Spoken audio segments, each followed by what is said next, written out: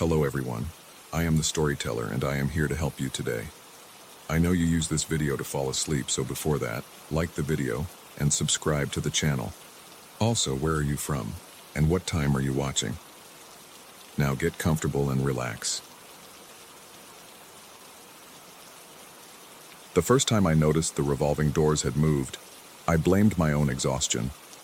Working the graveyard shift as a university repositor meant my world had become a twilight existence of empty hallways, humming fluorescence, and the constant whisper of my sneakers against polished linoleum.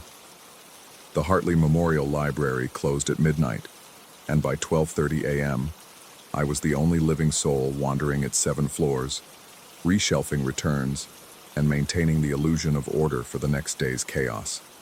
The revolving doors stood in the main foyer like sentinels, 4 massive brass and glass cylinders that had welcomed students and faculty for over 60 years. During the day, they spun constantly, a mechanical ballet of coming and going. But at night, they stood motionless, catching fragments of streetlight from the plaza beyond and reflecting them in distorted patterns across the marble floor. I'd been making my rounds for 3 months when it started. Floor by floor, section by section, the same route every night. Reference, periodicals, stacks, special collections, then back down. Always ending in the foyer before heading to the break room for my sandwich and lukewarm coffee. The routine was meditative, almost hypnotic in its predictability. But that Tuesday night in October, something was different. The revolving doors had shifted. Not dramatically, maybe 3 inches clockwise from where they'd been during my previous pass an hour earlier. I stood there staring, my book cart creaking softly as it settled. The more I looked, the more certain I became. The brass handles, worn smooth by decades of hands, were definitely in a different position. I approached cautiously, my footsteps echoing in the cavernous space. The doors were perfectly still, locked in their new configuration. No wind could have moved them. The building was sealed tight, and besides, they were heavy things, requiring deliberate force to budge. I pressed my palm against the cool glass and gave an experimental push. The mechanism resisted, then yielded with a low groan that seemed to reverberate through the entire structure. Maintenance issue, I told myself. Old building, settling foundation, whatever. But I couldn't shake the feeling that something was watching me from within those curved chambers. The next night, I paid closer attention. During my first round at 1 a.m., I stopped and noted the exact position of each door, memorizing the alignment of handles and the way the interior partitions caught the light. When I returned at 2:15, they had moved again, this time counterclockwise, as if something had passed through from the inside. I checked the security footage the following morning before clocking out. The cameras covered every entrance, every corner of the foyer. I scrolled through the hours between my observations, watching the timestamp advance in the corner of the screen. The doors remained motionless for 53 minutes. Then, at 2:03 a.m., they moved. All 4 of them, simultaneously. A single revolution, smooth and synchronized, as if operated by some invisible collective force. The cameras captured it with clinical precision. No explanation, no visible cause. Just movement where there should have been stillness.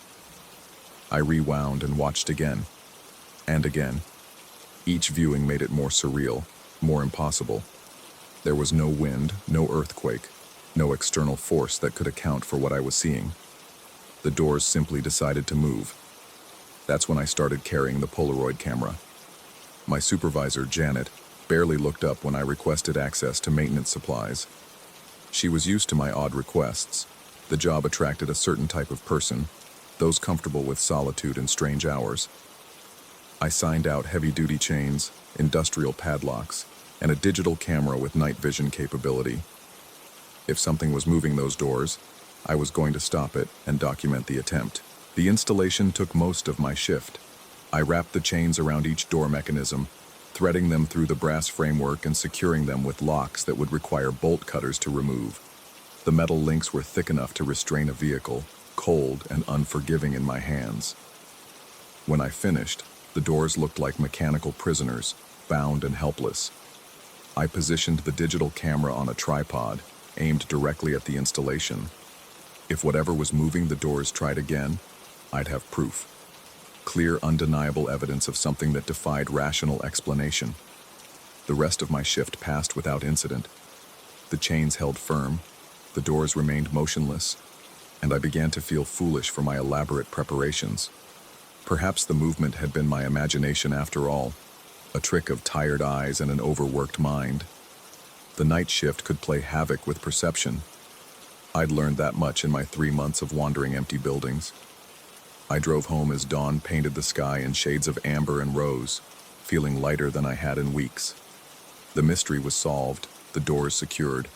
Whatever phenomenon I'd imagined was over. But sleep wouldn't come. I lay in my studio apartment, blackout curtains drawn against the morning sun, listening to the muffled sounds of the waking world beyond my walls. Every time I closed my eyes, I saw those revolving doors spinning in perfect unison, their brass handles catching light that shouldn't have been there. The memory felt too vivid, too precise to be imagination, yet too impossible to be real. Around noon, exhaustion finally claimed me. I fell into a deep, dreamless sleep that lasted until evening. The phone woke me at 6 p.m. Janet's voice was tense, professional. "We need you to come in early tonight. There's been an incident at the library." I drove through the campus in a haze of anxiety and caffeine, my mind racing through possibilities. Vandalism, break-in, accident, anything seemed preferable to the explanation that was forming in the back of my consciousness like a tumor. The library looked normal from the outside. Students moved along the pathways, heading to dinner or evening classes. The building stood solid and imposing against the darkening sky, its windows glowing with warm light. Everything exactly as it should be. Until I entered the foyer. The chains lay in twisted heaps around the base of each revolving door. The metal links stretched and deformed as if they'd been pulled apart by incredible force. The padlocks had burst open, their mechanisms shattered beyond repair. Fragments of brass and steel littered the marble floor like metallic confetti. But the doors themselves were pristine. Not a scratch on the glass, not a dent in the framework. They stood in their original positions, handles aligned exactly as they'd been before my intervention, as if the chains had never existed. Janet stood beside the wreckage, clipboard in hand, her expression unreadable. "Any idea what might have caused this?" she asked. I stared at the twisted metal, my mouth dry. The chains I'd installed were rated to restrain a 2-ton load. Whatever had broken them possessed strength beyond anything human.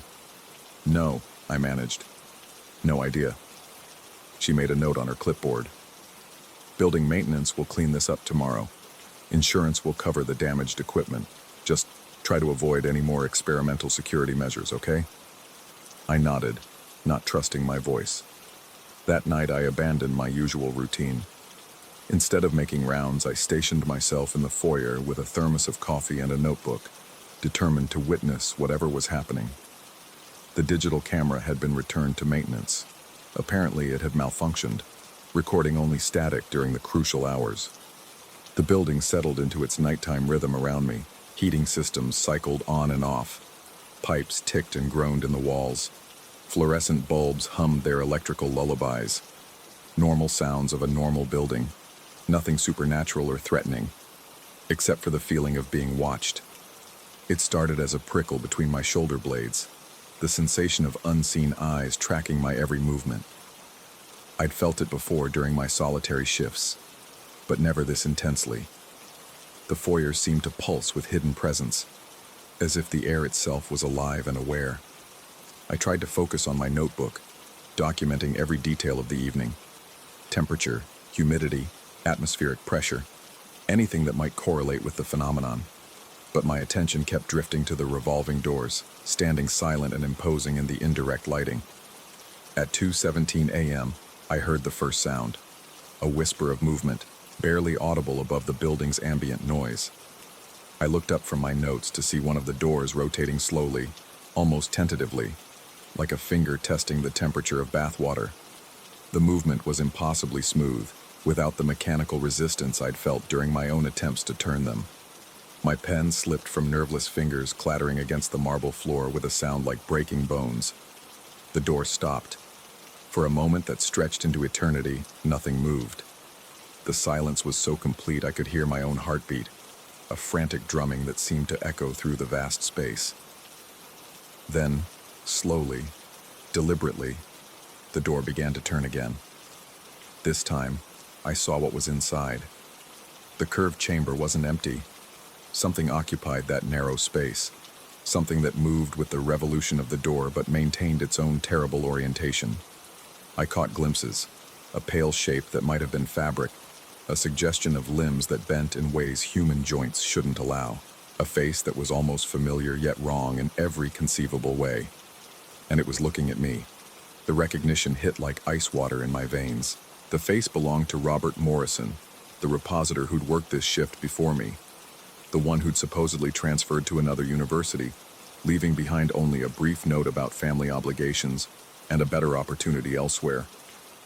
But Robert was moving inside that revolving door, his body contorted to fit the curved space, his eyes reflecting the foyer's lighting like mirrors. His mouth was open in what might have been a scream or a greeting, and his hands pressed against the glass from within, leaving no prints, no evidence of contact. "Jesus Christ," I whispered, the words echoing in the empty space. The door stopped again. All four doors stopped, as if my voice had broken some spell or triggered some response. The silence that followed was absolute, pregnant with possibility and threat. Then they all began to move. 4 doors, 4 chambers, 4 occupants. I recognized them all. Repositors from years past, night shift workers who'd vanished into administrative explanations and forwarded mail. They revolved slowly, trapped in their curved prisons, their faces pressed against the glass like specimens in some vast, terrible collection. And they were all looking at me. I ran, through the empty hallways, past darkened offices and sleeping computers, my footsteps echoing like gunshots in the stillness. Behind me, I could hear the doors spinning faster now, their mechanical groaning rising to a shriek of tortured metal and glass. The sound followed me up the stairwells, through the stacks, into the furthest corners of the building where I huddled among the philosophy texts and tried to convince myself I was losing my mind, because that would be better. Insanity would be preferable to the alternative. I called in sick for the next 3 nights, claiming a stomach virus that Janet accepted without question, but I couldn't stay away forever. The job was all I had, the only thing keeping me anchored to the normal world of paychecks and health insurance and human contact. When I finally returned, the foyer looked exactly as it always had. The revolving doors stood in their familiar configuration, brass handles gleaming under the fluorescent lights. Maintenance had cleaned up the chain fragments, and new locks had been installed on the building's conventional entrances.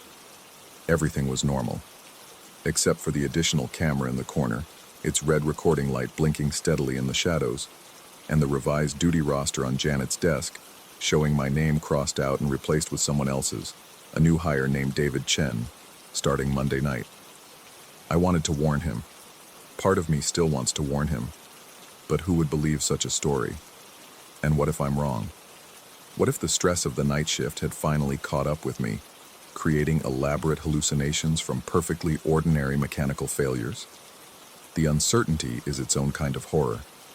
I work days now in the reference department, helping students find sources for their research papers. It's mundane work, but I'm grateful for the sunlight and human voices. Sometimes I see David Chen arriving as I leave, young and eager, carrying the same confident ignorance I'd possessed 3 months earlier. I want to stop him, to grab his shoulders and tell him to run, but the words stick in my throat, trapped by the possibility that I'm a madman projecting his delusions onto an innocent situation. Instead, I watch the security monitors when I think no one is looking. The cameras still record the foyer, still capture the revolving doors in their endless stillness. Everything appears normal during the day, students and faculty passing through, the doors spinning naturally under human power. But late at night, in the hours between 2 and 3 a.m., the red recording light blinks out. Static fills the screen for exactly 47 minutes. When the feed returns, the doors are always in different positions, and sometimes If I enhance the contrast and adjust the brightness, I can see faces in the glass, pale, familiar faces that watch the camera with patient, hungry eyes. Last week, I recognized a new addition to the collection. David Chen lasted exactly 2 months. The administrative explanation was family emergency. His grandmother in San Francisco needed care, and he'd found work closer to home. Very sudden, but these things happen. His replacement starts Monday. A nice young woman named Sarah Martinez. I drafted a dozen emails, trying to find words that wouldn't sound insane. How do you explain that the revolving doors in the library foyer are collecting night shift workers, trapping them in endless rotation while the world forgets they ever existed? How do you convince someone that a building is feeding on solitude and desperation, using the isolation of the graveyard shift to harvest human souls? You don't. You can't. So I deleted the emails and made my decision. Tonight, I'm going back to the foyer. Not to warn Sarah Martinez. She wouldn't listen, just as I wouldn't have listened 3 months ago. Not to solve the mystery or document the phenomenon for some imaginary authority that might care. I'm going back because I understand now. The revolving doors aren't trapping anyone. They're saving us, giving us purpose, eternal employment in a place where the work never ends and the loneliness finally makes sense. The night shift workers weren't taken against their will. They chose to stay, to become part of something larger than their individual fears and failures, to find community in the most unexpected place, even if that community exists in the space between reality and madness. I can still feel them watching me, Robert and David and all the others, waiting patiently for me to join them in their endless rounds. The work is the same, moving through space, maintaining order, serving a purpose greater than personal comfort. And the hours are so much better. No more struggling to sleep during the day. No more explaining my schedule to a world that doesn't understand. Just the peaceful rotation of eternity, round and round, with colleagues who finally comprehend the true nature of our calling. Sarah Martinez will figure it out eventually, or she won't, and she'll move on to some other job, some other life, never knowing how close she came to transcendence. But I'm tired of pretending to be normal, tired of fighting the pull I've felt since that first night when the doors moved and something inside them recognized something inside me. The revolving doors are waiting, and this time, I'm going to let them take me home. Story 2. The grease-stained clock above the grill read 3:17 a.m. when the bell above the door chimed its tired, metallic note. I'd been working the midnight shift at Mel's roadside diner for 8 months, long enough to recognize the heavy footsteps of truckers fighting sleep, the shuffle of insomniacs seeking coffee and conversation. But this sound was different. A wet, sliding motion across linoleum, like someone dragging themselves through shallow water. The fluorescent lights hummed their constant electrical prayer above me as I looked up from the coffee pot I'd been scrubbing. Steam rose from the industrial sink, creating small clouds that dissipated against the ceiling tiles. The familiar sounds of the highway beyond, the distant hum of 18-wheelers and the occasional car racing toward some urgent destination, seemed muffled tonight, as if the world outside had wrapped itself in cotton. He stood just inside the doorway, and I felt the temperature drop several degrees. Not the gradual chill of open doors in October, but an immediate, bone-deep cold that made my breath visible in small puffs. Water dripped from his jacket onto the checkered floor in steady, rhythmic drops that echoed through the empty diner like a metronome counting down to something I couldn't name. His appearance defied explanation. The man looked like he'd stepped from a photograph taken underwater. Every surface of his clothing, his skin, his hair, carried a sheen of moisture that caught the harsh diner lighting and threw it back in strange, prismatic patterns. Droplets clung to his stubbled cheeks and gathered at the tips of his fingers before falling to join the growing puddle at his feet. The air around him shimmered with an almost visible cold, like heat waves in reverse. I grabbed a towel from behind the counter, more for something to do with my hands than from any real need to clean. The cotton felt rough and inadequate against my suddenly damp palms. When I looked up again, he had moved to the counter without my hearing his approach. No footsteps, no wet sliding sounds, just the continued dripping that now seemed to come from everywhere at once. His eyes held the dull gray of old ice, and when he spoke, his voice carried the hollow quality of words spoken into a deep well. He wanted a sandwich, he said, cold as before. The words seemed to hang in the air longer than they should have, and I found myself nodding before I fully processed the request. Cold as before. But I'd never seen this man in my life. My hands moved automatically toward the sandwich station, muscle memory taking over when conscious thought faltered.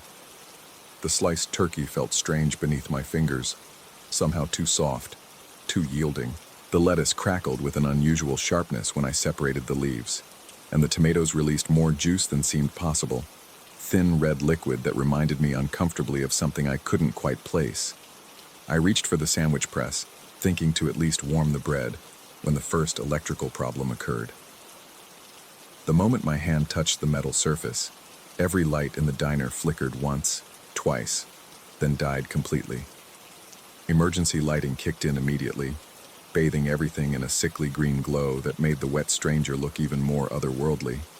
The silence that followed was absolute. No hum of refrigerators, no buzz of fluorescent ballasts, no familiar electrical heartbeat that normally pulsed through the building. Even the sounds from outside seemed to have stopped, as if the power failure had somehow cut us off from the rest of the world. I stood frozen, one hand still resting on the now dead sandwich press, watching my breath form small clouds in the rapidly cooling air. When I turned back to ask if he minded a cold sandwich, the man was gone. Not gone as in departed, gone as in absent from a space he had definitely occupied moments before. The puddle of water remained, still growing, still dripping from an invisible source somewhere above. His voice, however, continued to speak, requesting again that the sandwich be cold as before. The words came from behind me, near the kitchen area, but when I spun around, I saw only shadows cast by the emergency lights. My heart began its irregular stammering, the kind of rapid, shallow beating that comes with genuine fear. I told myself this was exhaustion, the natural paranoia that comes with too many late shifts and too much coffee. The mind plays tricks in the small hours, creates voices and movements where none exist. I'd heard other night workers talk about it, the way darkness and solitude could manufacture entire conversations, whole phantom customers who vanished the moment you looked directly at them. But the voice came again, and this time I heard something that made my skin contract with cold, that had nothing to do with the broken heating system. The request for a cold sandwich emerged from two places simultaneously, once from somewhere near the grill, and once from inside the walk-in freezer. The second voice was identical to the first, but carried a slight delay, like an echo, or like someone standing inside a metal box trying to repeat words they could barely hear.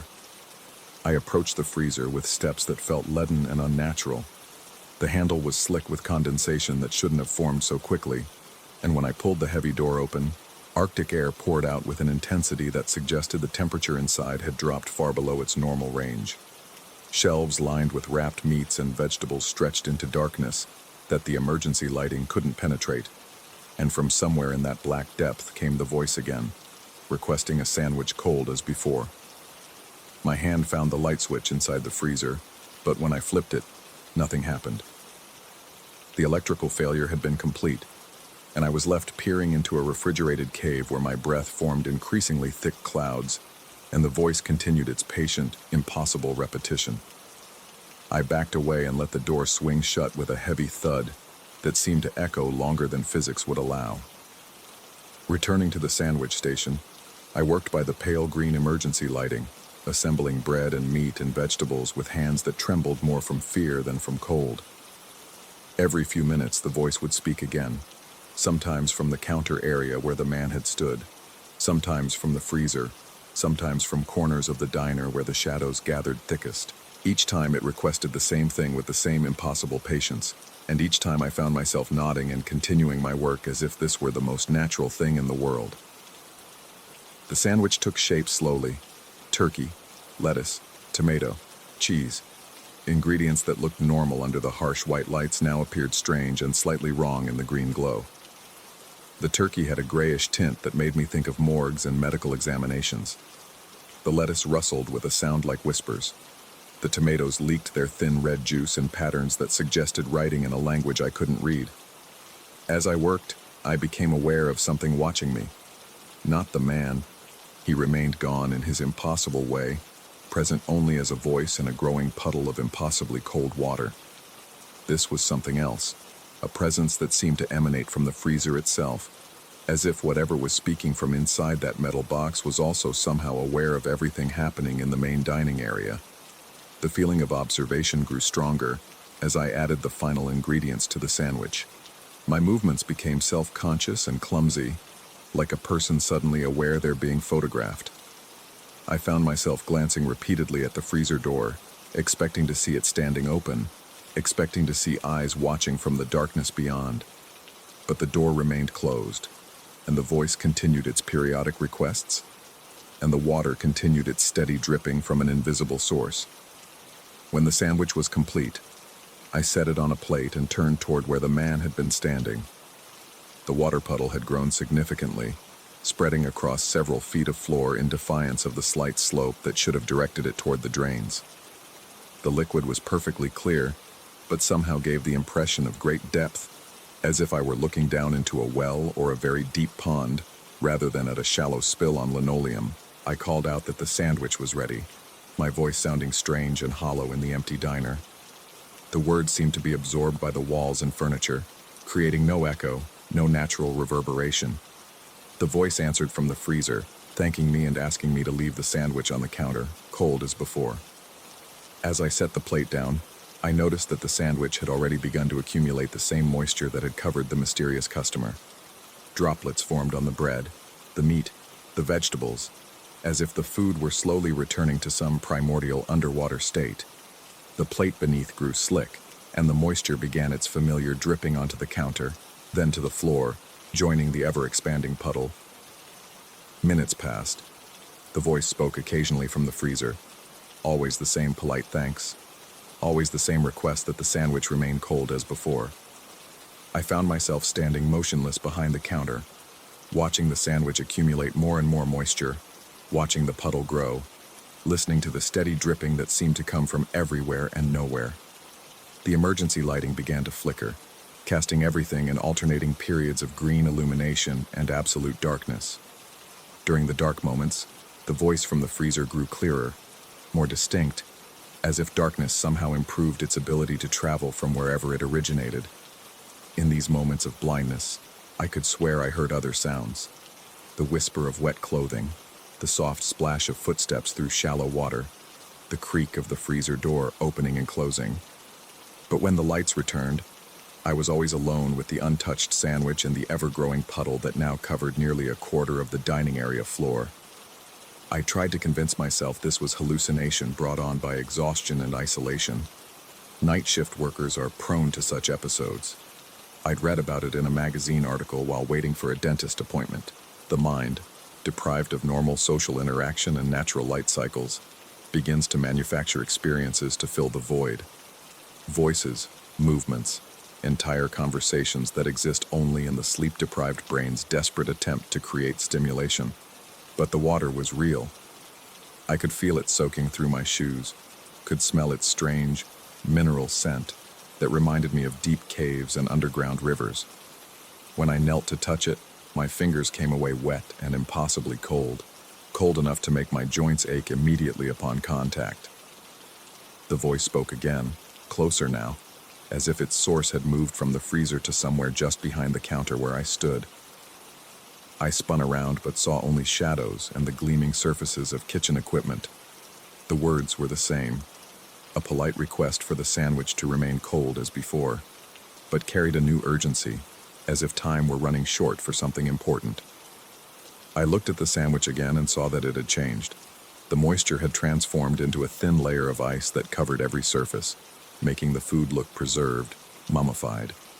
Steam rose from the ice, impossible steam that suggested temperatures far below anything the broken air conditioning could achieve. The plate had become so cold that condensation formed and immediately froze on its surface, creating patterns that looked almost like writing.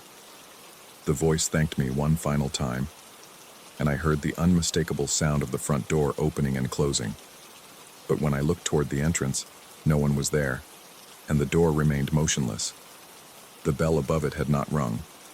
The puddle of water, however, began to recede, flowing backward toward the door in a stream that defied gravity and common sense. As the water retreated, it left behind a perfectly dry floor and the lingering scent of winter air and deep earth. The ice on the sandwich melted instantly, leaving behind food that looked normal in every way, except for a lingering coldness that I could feel radiating from several feet away. The emergency lights flickered once more, and then went out entirely, plunging the diner into complete darkness.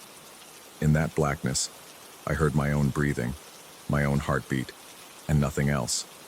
No voice from the freezer, no dripping water, no electrical humming. Just silence so complete it felt like being underwater. When the main power returned 30 seconds later, flooding the diner with harsh fluorescent light, everything appeared normal. The sandwich sat on its plate, looking like any other late-night order.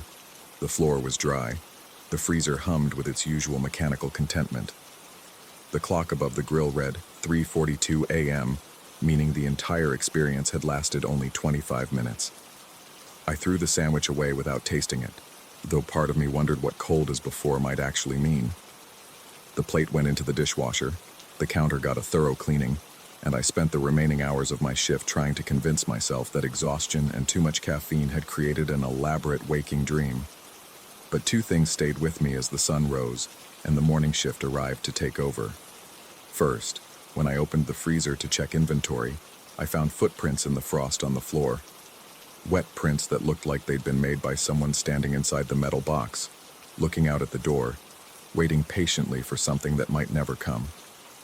Second, and more disturbing, was the realization that I had never actually seen the man leave. The voice had thanked me. The door had seemed to open and close, but I had no memory of watching him walk away.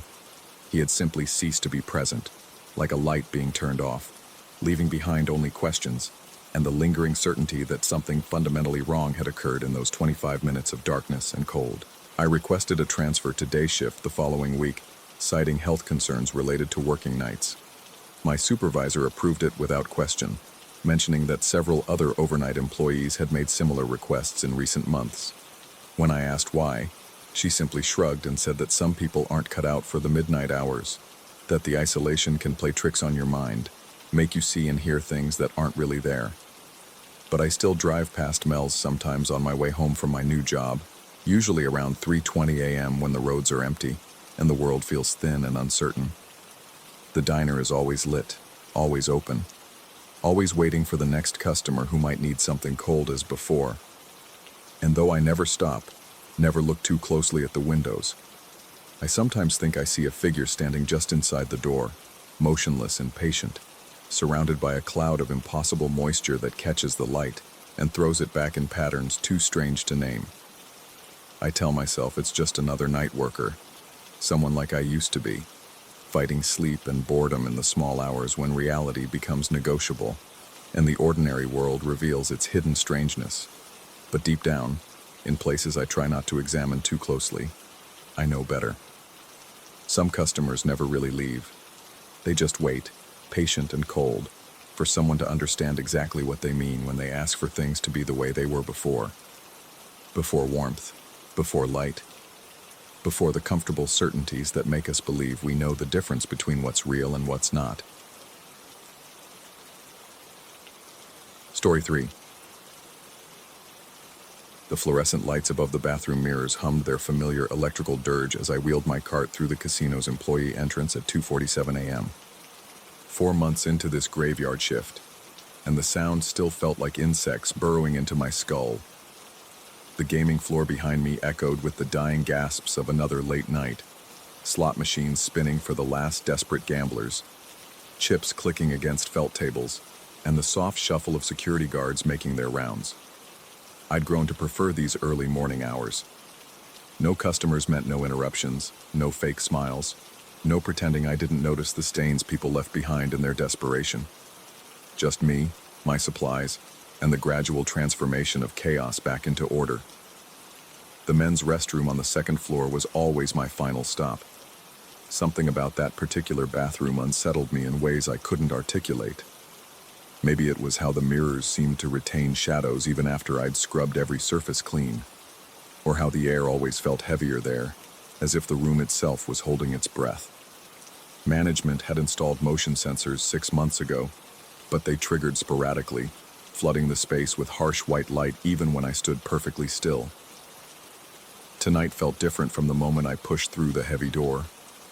The familiar weight of humid air and industrial disinfectant greeted me, but underneath lurked something else, a metallic taste that settled on my tongue like old pennies. I flicked on the overhead lights manually, bypassing the temperamental sensors, and the room revealed itself in stark detail. 3 toilet stalls lined the far wall, their doors hanging slightly ajar like half-closed eyes. The bank of sinks stretched beneath an equally long mirror that reflected the fluorescent tubes above in harsh, stuttering lines. Everything appeared normal, yet my reflection caught my attention immediately. I looked tired. More than tired. Haggard. Dark circles shadowed my eyes like bruises, and my usually steady hands trembled slightly as I arranged my cleaning supplies. When had I started looking so worn down? The face staring back at me seemed older somehow, as if the past few months had aged me years instead of weeks. But as I leaned closer to examine my reflection, something in the mirror shifted. Behind my own image, where the toilet stalls should have been clearly visible, I saw only darkness, not shadow. Genuine, impenetrable black that seemed to absorb the light rather than simply lacking it. My rational mind immediately supplied explanations. A burned-out bulb creating an optical illusion, the angle of the mirrors playing tricks with perspective, fatigue distorting my perception. I turned to check the stalls directly. All 3 doors hung open as they should, revealing clean fixtures and walls lit by the same fluorescent glow that illuminated everything else. No darkness. No void. When I turned back to the mirror, the reflection showed exactly what it should. My face, the sinks, and the bathroom behind me in perfect, normal detail. Fatigue. That had to be it. I'd been pulling too many double shifts, picking up extra hours to cover my mounting bills. The mind played tricks when exhausted, manufactured mysteries where none existed. I began my routine, starting with the sinks. The familiar rhythm of cleaning usually calmed me. Spray, scrub, rinse, repeat. But tonight, each motion felt observed. Not by security cameras, which I'd grown accustomed to ignoring, but by something more immediate, more intimate. As I worked my way down the row of sinks, I found myself glancing repeatedly at the mirror, searching for whatever had triggered that initial unease. It was during my 3rd sink that I noticed them. Handprints. Dozens of them pressed against the mirror's surface from the inside, as if a crowd of people were trapped behind the glass and desperately trying to push through. The prints overlapped and crowded together, creating a chaotic mosaic of palms and fingers that surrounded my reflection like a grotesque frame. Some appeared small and delicate, others broad and powerful, but all pressed with an urgency that made my chest tighten. I dropped my cleaning rag and stumbled backward, my hip colliding painfully with the counter's edge. But when I blinked and looked again, the mirror showed only my own startled face reflected against the bathroom's normal backdrop. No hands, no prints. Nothing but polished glass and the harsh reality of fluorescent lighting. My heart hammered against my ribs as I forced myself to approach the mirror again. Up close, the surface appeared flawless. I ran my fingers across the glass, feeling for any imperfection that might explain what I'd seen. Scratches, smudges, anything that could create the illusion of handprints. The mirror felt cold beneath my touch, almost shockingly so, as if it had been storing winter air instead of reflecting the heated bathroom. That's when I felt it. A touch, light as breath, against my left shoulder. Fingers. Definitely fingers.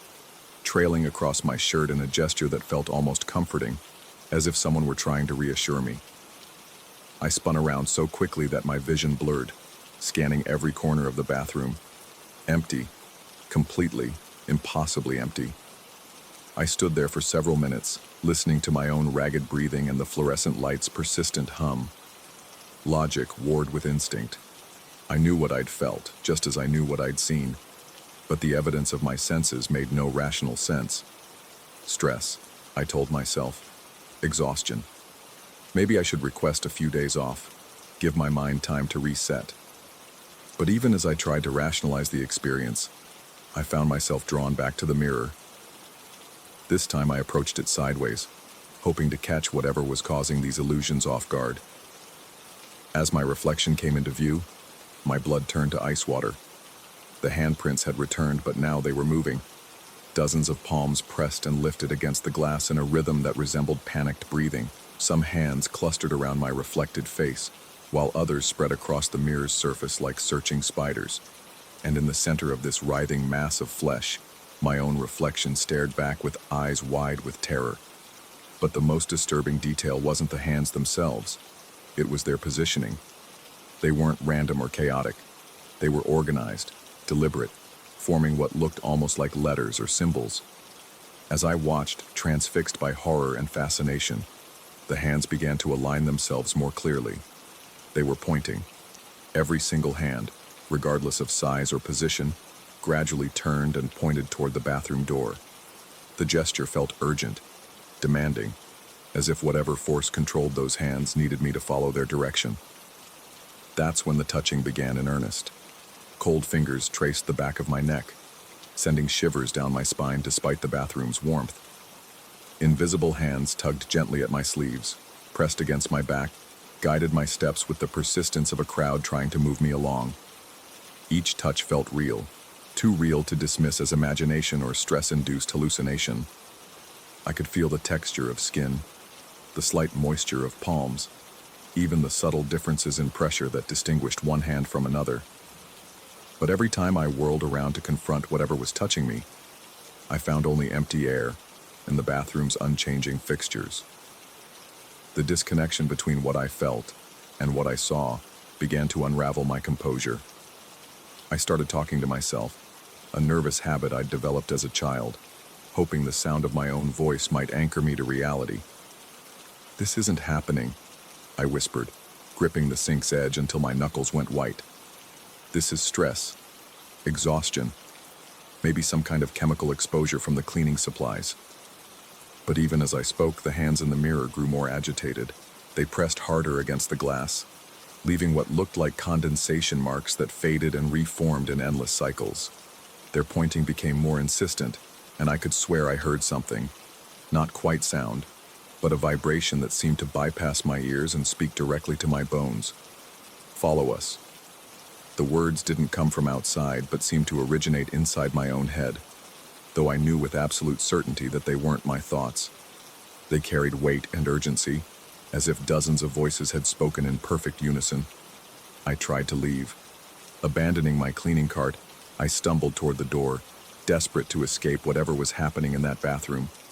But my legs felt heavy, as if I were walking through thick water, and the distance to the exit seemed to stretch impossibly. Each step required enormous effort, and invisible hands continued to guide and correct my path, ensuring I moved exactly where they wanted me to go. When I finally reached the door, my reflection in the nearby mirror stopped me cold. The hands behind the glass were no longer pointing toward the exit. They were pointing down the hallway, toward the casino's older sections, areas I'd been told were being renovated, off limits to staff except for emergency situations. The touching intensified as I hesitated. Dozens of invisible fingers pressed against my arms, my back, my shoulders, applying just enough pressure to communicate their impatience without causing pain. The sensation was overwhelming, like being surrounded by an eager crowd, all trying to lead me in the same direction. I found myself following their guidance, moving down the hallway with steps that felt both voluntary and compelled. My rational mind screamed protests, demanded that I return to the bathroom, finish my shift, and never speak of this experience to anyone. But a deeper part of me, some primitive instinct I'd never acknowledged before, recognized that resistance was futile. The hands knew where they wanted me to go, and they wouldn't rest until I arrived. The hallway stretched longer than I remembered, lined with older mirrors that reflected my passage in an endless series of repetitions. But in each reflection, the hands appeared more clearly, more urgently, pointing me forward with gestures that brooked no argument. They seemed to emerge from every reflective surface: windows, polished floor tiles, even the glass faces of old gambling machines that had been stored in the corridor. As I walked deeper into the casino's forgotten sections, my breathing grew shallow and rapid. The air felt different here, heavier and somehow older, as if it had been recycling through these halls for decades without renewal. The fluorescent lights flickered sporadically, creating a strobe effect that made my shadow dance and multiply across the walls. Behind me, I could hear the faint sound of my abandoned cleaning cart's wheels squeaking, as if it were following me down the hall. But when I turned to look, the corridor stretched empty and silent in both directions, broken only by my own multiple reflections staring back with expressions of growing terror. The hands in the mirrors had stopped pointing forward. Now they all pointed to a single door at the hallway's end, a door I was certain hadn't been there when I'd started this strange journey. It looked older than the casino's other entrances, crafted from dark wood instead of modern metal and glass. No nameplate or number marked its purpose, but something about its presence felt inevitable, as if it had been waiting specifically for me. As I approached, the touching grew gentler, almost encouraging. The invisible fingers that had guided me here now smoothed my hair, straightened my shirt, prepared me for whatever lay beyond that threshold. In the door's dark wood, I could see my reflection one final time, but now the hands behind the glass weren't pointing at all. They were waving goodbye.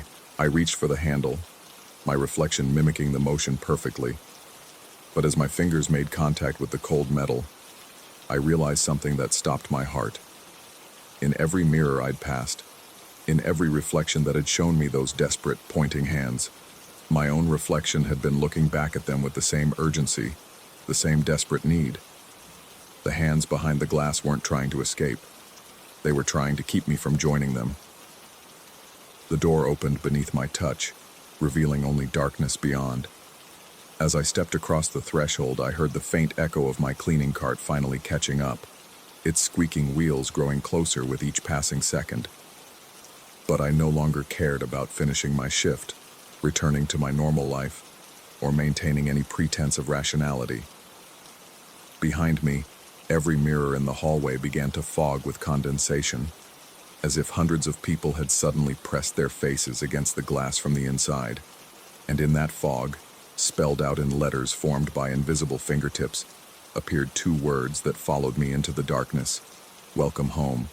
The door closed behind me with a soft, final click, and the casino's fluorescent lights continued their endless humming, illuminating empty hallways where my cleaning cart sat abandoned, waiting for a worker who would never return to claim it.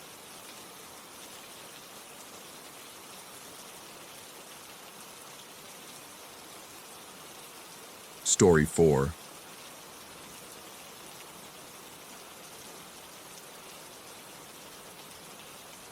The warehouse breathed with me. That was my first mistake. Thinking of it as alive, as something that could respond to my presence. But after 3 months of overnight security rounds through the endless rows of shipping containers and industrial shelving, the building had developed a personality. The way sound traveled through the cavernous space, bouncing off corrugated metal walls and concrete floors, created an ecosystem of echoes that made every footstep feel like a conversation. I should have paid more attention to what was answering back. The whistling started on a Tuesday night in October. I'd been making my usual circuit through Sector 7, past the towering stacks of automotive parts and electronics, under the flickering sodium lights that cast everything in sickly yellow, when I noticed it.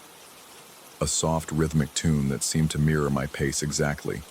Step, whistle, step, whistle. Like a musical shadow trailing just behind my boots on the polished concrete. At first, I assumed it was the building settling. Old warehouses make all kinds of sounds as temperatures shift and metal expands. The night supervisor had warned me about that during training.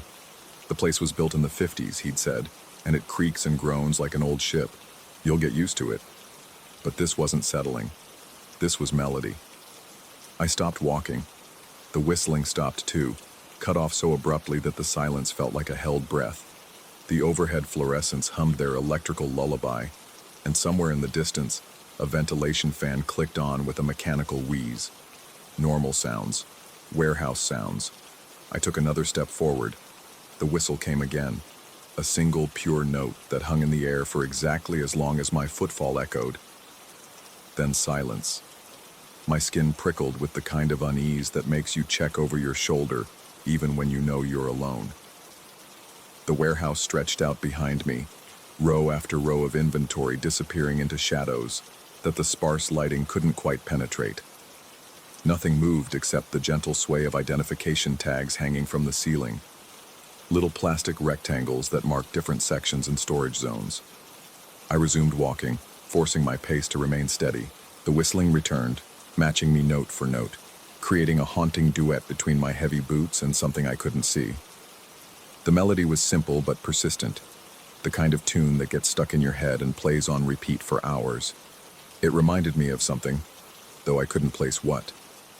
A childhood song, maybe, or something my mother used to hum while cooking dinner. By the time I reached the end of my route, the whistling had evolved into a complete song, not random notes anymore, but an actual composition with rhythm and progression. It was beautiful in a way that made my chest tight with inexplicable dread. I reported it to Davis, the day shift supervisor, when he came in at 6 a.m. He listened with the patient expression of someone who'd heard plenty of strange stories from night security guards over the years. Told me the acoustics in old buildings could play tricks on you. Sound could travel in weird ways, bouncing around until it seemed to come from everywhere and nowhere. Maybe there was a radio playing somewhere, or someone in another part of the complex. But I'd checked. I'd spent the last 2 hours of my shift walking every aisle, investigating every corner. The warehouse was empty except for me and whatever was making that music. Davis promised to have maintenance check the ventilation systems and look for any equipment that might be causing strange sounds. In the meantime, he suggested I might want to wear headphones during my rounds, something to break up the monotony and keep my mind occupied. I didn't tell him that the whistling had stopped the moment I'd begun actively searching for its source, that it only seemed to happen when I was alone and walking naturally, not when I was hunting for answers. Some instinct warned me that admitting this would make me sound unstable, and I needed this job. The pay was decent, and after 6 months of unemployment, I couldn't afford to seem unreliable.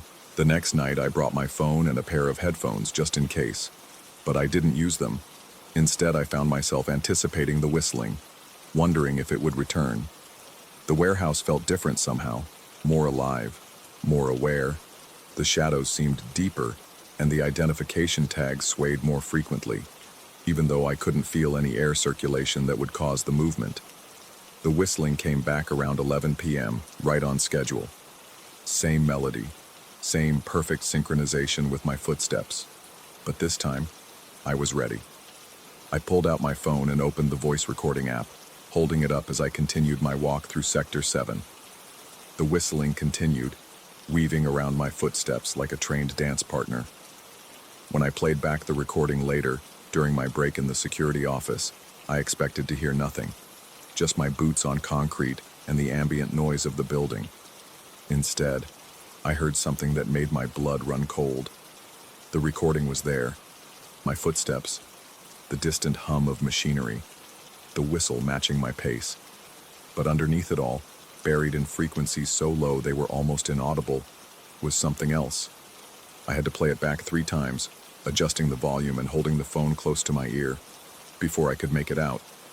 A voice, distorted and stretched, like someone speaking through water, but definitely human. And it was saying a word, over and over, in time with the whistling. Stay, stay, stay. I sat in the security office for 20 minutes, replaying that section of audio and trying to convince myself I was imagining things. But the voice was there, clear enough once you knew to listen for it. Someone, or something, was telling me to stay. The logical part of my mind immediately began generating explanations. Maybe it was interference from a radio transmission bleeding through my phone's microphone. Maybe it was some kind of audio processing artifact created by the recording app. Maybe I was so tired and anxious that I was hearing patterns in random noise, the way people see faces in clouds or hear words in backwards music. But the voice was so deliberate, so intentional, and it was speaking to me. I finished my shift without incident, but I couldn't shake the feeling that something fundamental had changed. The warehouse no longer felt like just a building I worked in. It felt like something that was working on me, trying to communicate or manipulate or invite me into something I didn't understand. I researched audio frequencies when I got home, learning about subsonic sound and infrasound, frequencies below the normal range of human hearing that could still affect people in subtle ways. Some studies suggested that exposure to infrasonic frequencies could cause feelings of unease, anxiety, and even hallucinations. Ghost hunters often looked for infrasonic activity when investigating supposedly haunted locations. The idea should have been comforting, a scientific explanation for the weird experiences.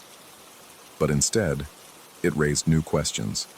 If the warehouse was producing infrasonic frequencies, what was causing them? And why did they contain recognizable speech patterns? Thursday night, I brought a better recording app, one that could capture a wider range of frequencies. I also brought a small flashlight with a red filter, the kind photographers use in dark rooms. I'd read that red light was less disruptive to night vision, and I had a growing suspicion that I needed to see as much as I needed to hear. The whistling started earlier this time, beginning almost as soon as I entered Sector 7. But it was different now, more complex, with harmonies and counter melodies that suggested multiple sources. I recorded everything, moving slowly through the aisles while trying to identify where the sound was coming from. That's when I noticed the identification tags. They hung from the ceiling at regular intervals, marking different sections and storage zones. Normally they swayed gently in the air circulation, just little plastic rectangles that helped workers navigate the warehouse. But tonight they were moving differently, not just swaying, dancing. The tags closest to me moved in slow, deliberate arcs, creating different sounds as they brushed against each other or caught the air just right. The whistling wasn't coming from the walls or the ventilation system. It was coming from the tags themselves, orchestrated by some invisible force that made them move in perfect synchronization. I watched in fascination and growing terror as the movement spread outward from my position like ripples in a pond. Tags 10 feet away began to sway, then 20 feet, then 50. Soon, an entire section of the warehouse was alive with motion, hundreds of plastic rectangles creating a symphony that surrounded me. And through it all, that subsonic voice continued its patient repetition. Stay, stay, stay. I should have left. Every instinct screamed at me to call in sick, to quit, to run. But something kept me frozen in place, watching the tags dance their impossible ballet. The movement was hypnotic, almost beautiful, and underneath the fear, I felt something else. A strange sense of belonging, as if I'd finally found a place where I fit. The pattern in the tag movements became more apparent as I watched. They weren't moving randomly. They were forming shapes, creating pathways through the warehouse like breadcrumbs in a fairy tale. The swaying tags marked a route that led deeper into the building, toward sections I rarely visited during my normal rounds. I followed. The path led me through Sector 8, past pallets of electronics and computer equipment. The tags here swayed more urgently, creating rapid staccato notes that built tension like a film score approaching its climax. My footsteps echoed differently in this part of the warehouse, sharper, more metallic. The lighting was dimmer, and the shadows seemed to reach out from between the storage racks like grasping fingers. The trail of moving tags continued into Sector 9, where the ceiling was lower and the aisles narrower. The whistling became more intense here, almost overwhelming. Multiple frequencies layered on top of each other until the sound became a living thing that pressed against my eardrums and made my teeth ache. And still that voice in the low frequencies. Stay, stay, stay. But now I could hear something else mixed in with it. Other words, other voices, all distorted and stretched but unmistakably human. They seemed to be coming from different directions, different distances, as if the warehouse was filled with invisible speakers. Come back. Don't leave. We've been waiting. Join us. I stopped walking. The tags around me continued their dance, but the voices faded to whispers. In the sudden quiet, I became aware of my own breathing, fast and shallow. My hands were shaking. This was insane. I was standing in an empty warehouse at 3 in the morning, following dancing price tags and listening to voices that shouldn't exist. The rational part of my mind knew I should leave immediately, call a doctor, check myself into a psychiatric facility. But the tags were still moving, still marking a path that led deeper into the building. And something about their movement felt familiar, like a song I'd heard before, or a dance I'd learned in childhood. There was a rightness to it that transcended logic. I kept walking. The path led to Sector 10, the oldest part of the warehouse. The lighting here was mostly broken, leaving vast stretches of darkness between the few functioning bulbs. The air smelled different, mustier, with an underlying chemical tang that made my nose burn. The concrete floor was cracked and stained with decades of industrial use. The tags here moved more slowly, more deliberately. Their whispered melodies were softer, almost gentle, but the subsonic voices were stronger, more insistent. I could make out individual words now, complete sentences floating just below the threshold of conscious hearing. You belong here. This is your place. Don't fight it. Stay with us. The path of swaying tags led to a section of the warehouse I'd never seen before, a corridor between 2 towering storage units that was so narrow I had to turn sideways to fit through. The tags here hung lower, brushing against my shoulders as I passed. Their movement created a constant soft rustling, like whispered conversations. At the end of the corridor was a door. It was metal, painted institutional green, with no windows or markings. A single tag hung in front of it, swaying hypnotically back and forth. Unlike the others, this tag was blank. No numbers or letters, just a white plastic rectangle that caught the light from my flashlight and reflected it back in strange patterns. The voices were loudest here, so clear I could almost understand individual speakers. Men and women, young and old, all talking at once in that distorted subsonic frequency. They seemed excited, eager, welcoming. Open it. Come inside. We've been waiting so long. This is where you belong.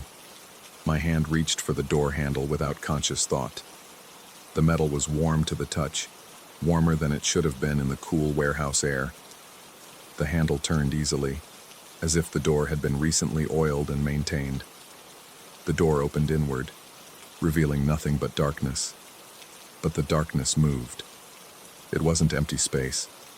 It was something alive, something that breathed and shifted and waited. The voices coming from within were clearer now, speaking in normal human frequencies.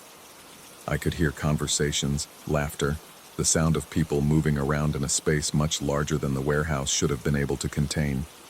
Come in, join us. You'll never be alone again. This is your real job.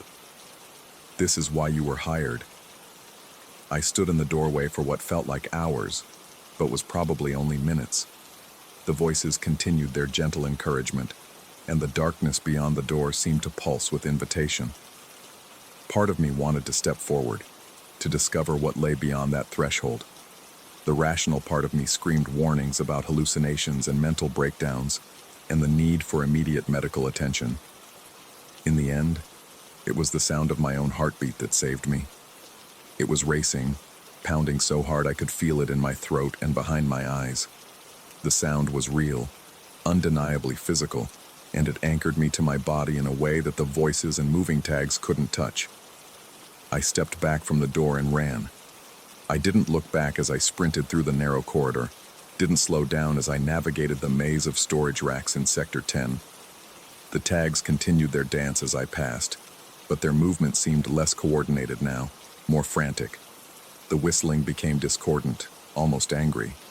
The voices followed me all the way back to the security office, growing fainter with distance, but never completely disappearing. Even after I locked myself in and turned on every light I could find, I could still hear them whispering just below the threshold of perception. I wrote my resignation letter that morning and left it on Davis's desk. Told him I'd found a better opportunity, needed to start immediately.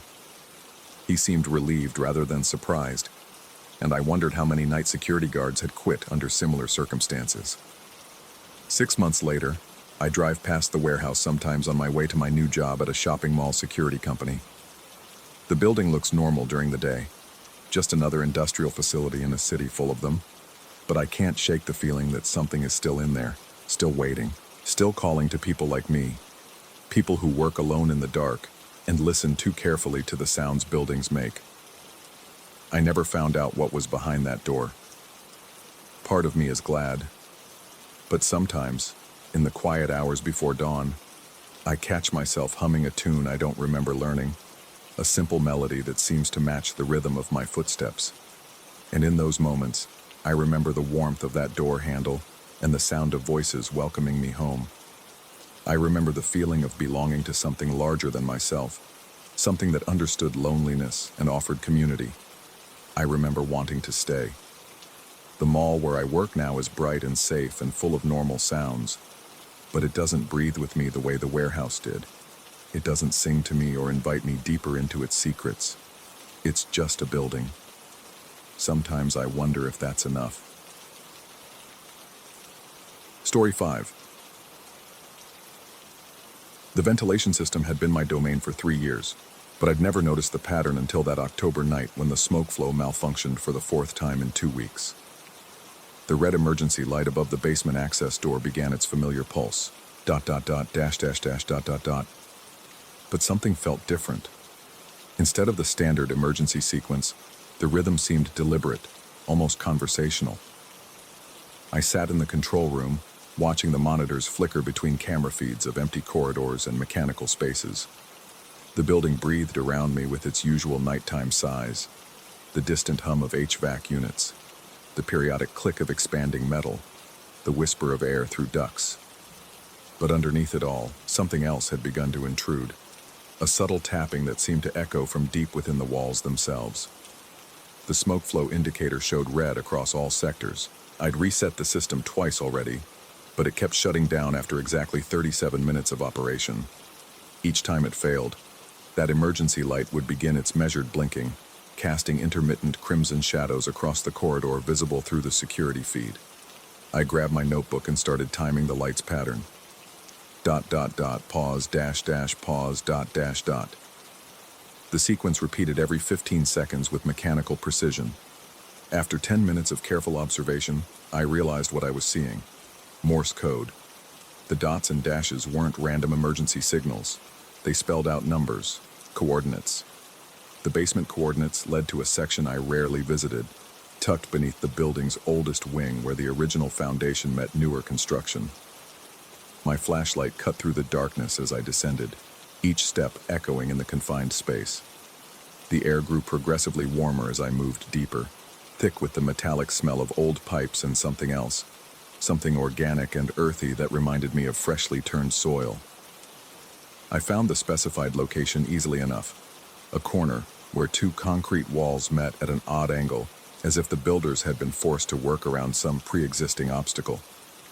The floor here was different too, newer concrete poured over older stone, the seam visible in the beam of my flashlight. But what caught my attention wasn't the construction irregularities, it was the heat. The concrete radiated warmth like a heating pad left on too long. When I knelt and pressed my palm against the surface, the heat was intense enough to make me jerk my hand back. Yet the area around it remained cool, creating a perfect circle of inexplicable warmth roughly 3 feet in diameter. More disturbing were the marks in the dust around the hot spot. They weren't quite footprints, too elongated, with an odd number of depressions that suggested something with more than 5 toes had been moving around this space. The tracks circled the warm area before terminating abruptly at its center, as if whatever had made them had simply vanished into the concrete itself. I spent the rest of that shift trying to rationalize what I'd discovered. Underground steam pipes, electrical heating elements, even radioactive decay from old building materials, anything that might explain the localized heat source. But when I checked the building's mechanical drawings, no utilities ran beneath that corner. The space was supposed to be solid foundation down to bedrock. 3 nights later, the smoke system failed again. This time I was ready, pen poised over my notebook as the emergency light began its sequence. The coordinates were different, still in the basement, but 37 feet east of the original location. When I investigated, I found another hot spot, this one even warmer than the first. The strange tracks were more pronounced here, pressed deeper into the dust as if whatever had made them was carrying more weight. I started mapping the pattern obsessively, marking each location on a hand-drawn floor plan of the basement. Every few nights the smoke system would shut down, the light would pulse its coded message, and I would dutifully descend to find another circle of inexplicable heat. The spots formed a clear progression moving northeast through the basement, each one appearing roughly 3 feet higher in elevation than the last as the terrain sloped upward toward the newer part of the building. By the fifth occurrence, I had calculated the rate of movement, 1 meter upward per cycle, following the natural grade of the basement floor toward the main level. If the pattern continued, whatever was generating these heat signatures would reach the ground floor within 2 weeks. Sleep became elusive. During my days off, I found myself driving back to the building, parking across the street just to watch the windows, and wonder if the emergency light was blinking its cryptic messages to an empty corridor. I started bringing a digital recorder to work, convinced I could hear something moving in the walls during the quiet hours between midnight and dawn. A rhythmic scraping sound like fingernails on concrete, or perhaps the slow rasp of something heavy being dragged across rough surfaces. My supervisor, Martinez, noticed my deteriorating appearance during our weekly check-in. He mentioned that the smoke system failures were puzzling the maintenance crew, who couldn't find any mechanical reason for the shutdowns. According to their diagnostics, the system was functioning perfectly during all operational periods. The failures seemed to occur randomly, with no correlation to external factors like temperature, humidity, or electrical load. I wanted to tell him about the coordinates, about the heat spots moving systematically through the basement like breadcrumbs marking an underground trail. But how could I explain that our building's emergency systems were apparently communicating with something beneath the foundation? How could I describe the growing certainty that something was methodically working its way upward through solid concrete, leaving behind traces of warmth and those unsettling tracks that didn't quite match any known footprint pattern? Instead, I simply nodded and assured him I was handling the situation professionally. The eighth hotspot appeared in the basement's northeast corner, directly beneath the building's main lobby. When I knelt beside it, the heat was so intense I could feel it through the knees of my pants. The concrete here showed hairline fractures radiating outward from the center point, and when I pressed my ear to the floor, I could swear I heard something, a slow, rhythmic pulsing like a massive heartbeat muffled by layers of stone and cement. The tracks around this location were different too. Instead of the meandering circles I'd observed at previous sites, these marks formed deliberate lines converging on the hot spot from multiple directions. Whatever had made them seemed to have approached this location with purpose, gathering at this specific point for reasons I couldn't begin to fathom. I started staying after my shifts ended, hiding in the building after the day staff arrived to continue monitoring the basement. During daylight hours, the emergency light remained dark, and the heat spots seemed less intense, though they never completely cooled. I began to suspect that whatever was happening down there was connected to the building's nocturnal rhythm. That darkness itself might be a catalyst for this slow, systematic ascent. The ninth occurrence confirmed my worst fears. The coordinates led me to a utility room on the basement's upper level, just 10 feet below the lobby floor. The heat here was overwhelming, turning the small space into a makeshift sauna. Condensation beaded on the walls, and the air shimmered with thermal distortion. But most alarming were the sounds, a constant low rumbling that seemed to emanate from directly beneath my feet, punctuated by irregular scratching noises that made my skin crawl. The concrete floor showed obvious signs of stress, cracks that hadn't been there during my previous visits, areas where the surface seemed to bulge slightly upward, as if something underneath was exerting tremendous pressure. I called the building's structural engineer from my personal phone, claiming I'd noticed some minor foundation settling that might warrant inspection. He promised to send someone out within the week, but I knew a week might be too long. On the 10th night, the smoke system shut down before I even arrived at work. The emergency light was already pulsing when I entered the building, its red glow reflecting off the polished lobby floor in hypnotic patterns. The coordinates it transmitted led me to a maintenance closet on the ground floor, the first location above basement level. The closet's concrete foundation radiated heat so intense I could feel it from 3 feet away. The walls themselves had begun to show stress fractures, thin lines spiderwebbing across the painted surface like a porcelain cup subjected to sudden temperature changes.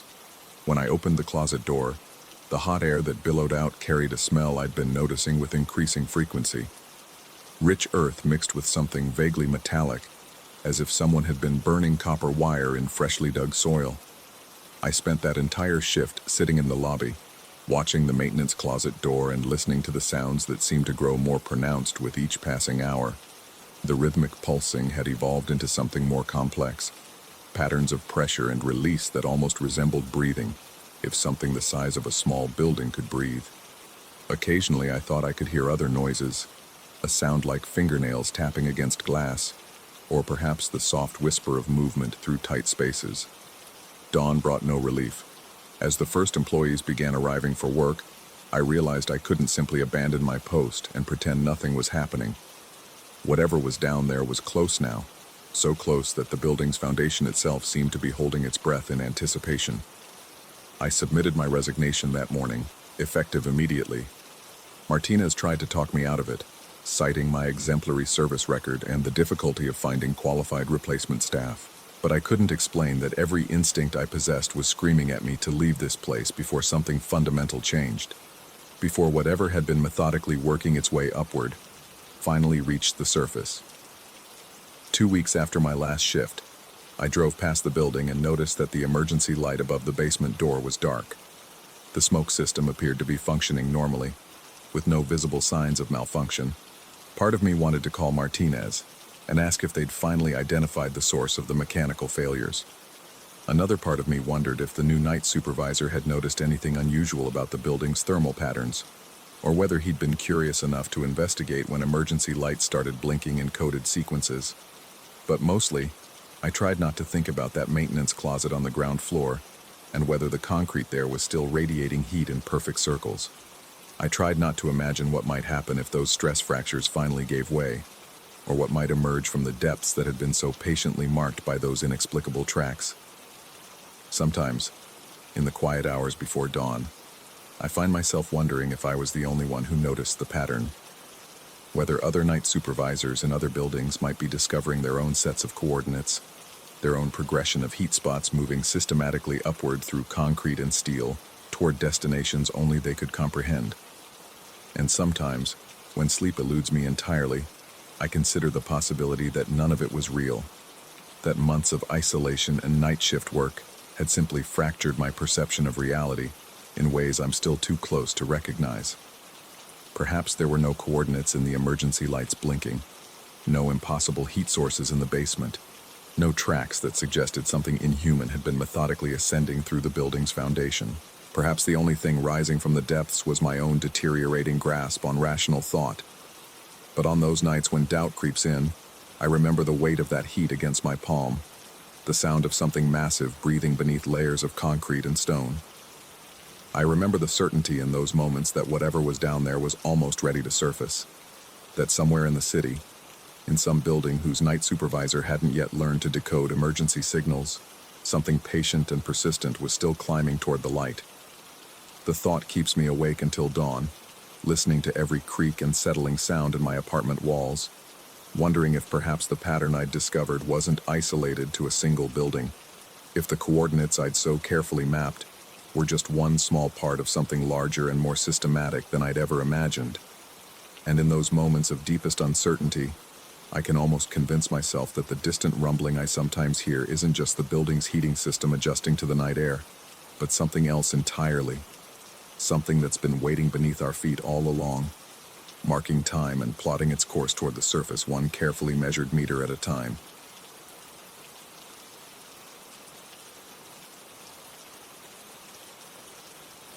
Story 6.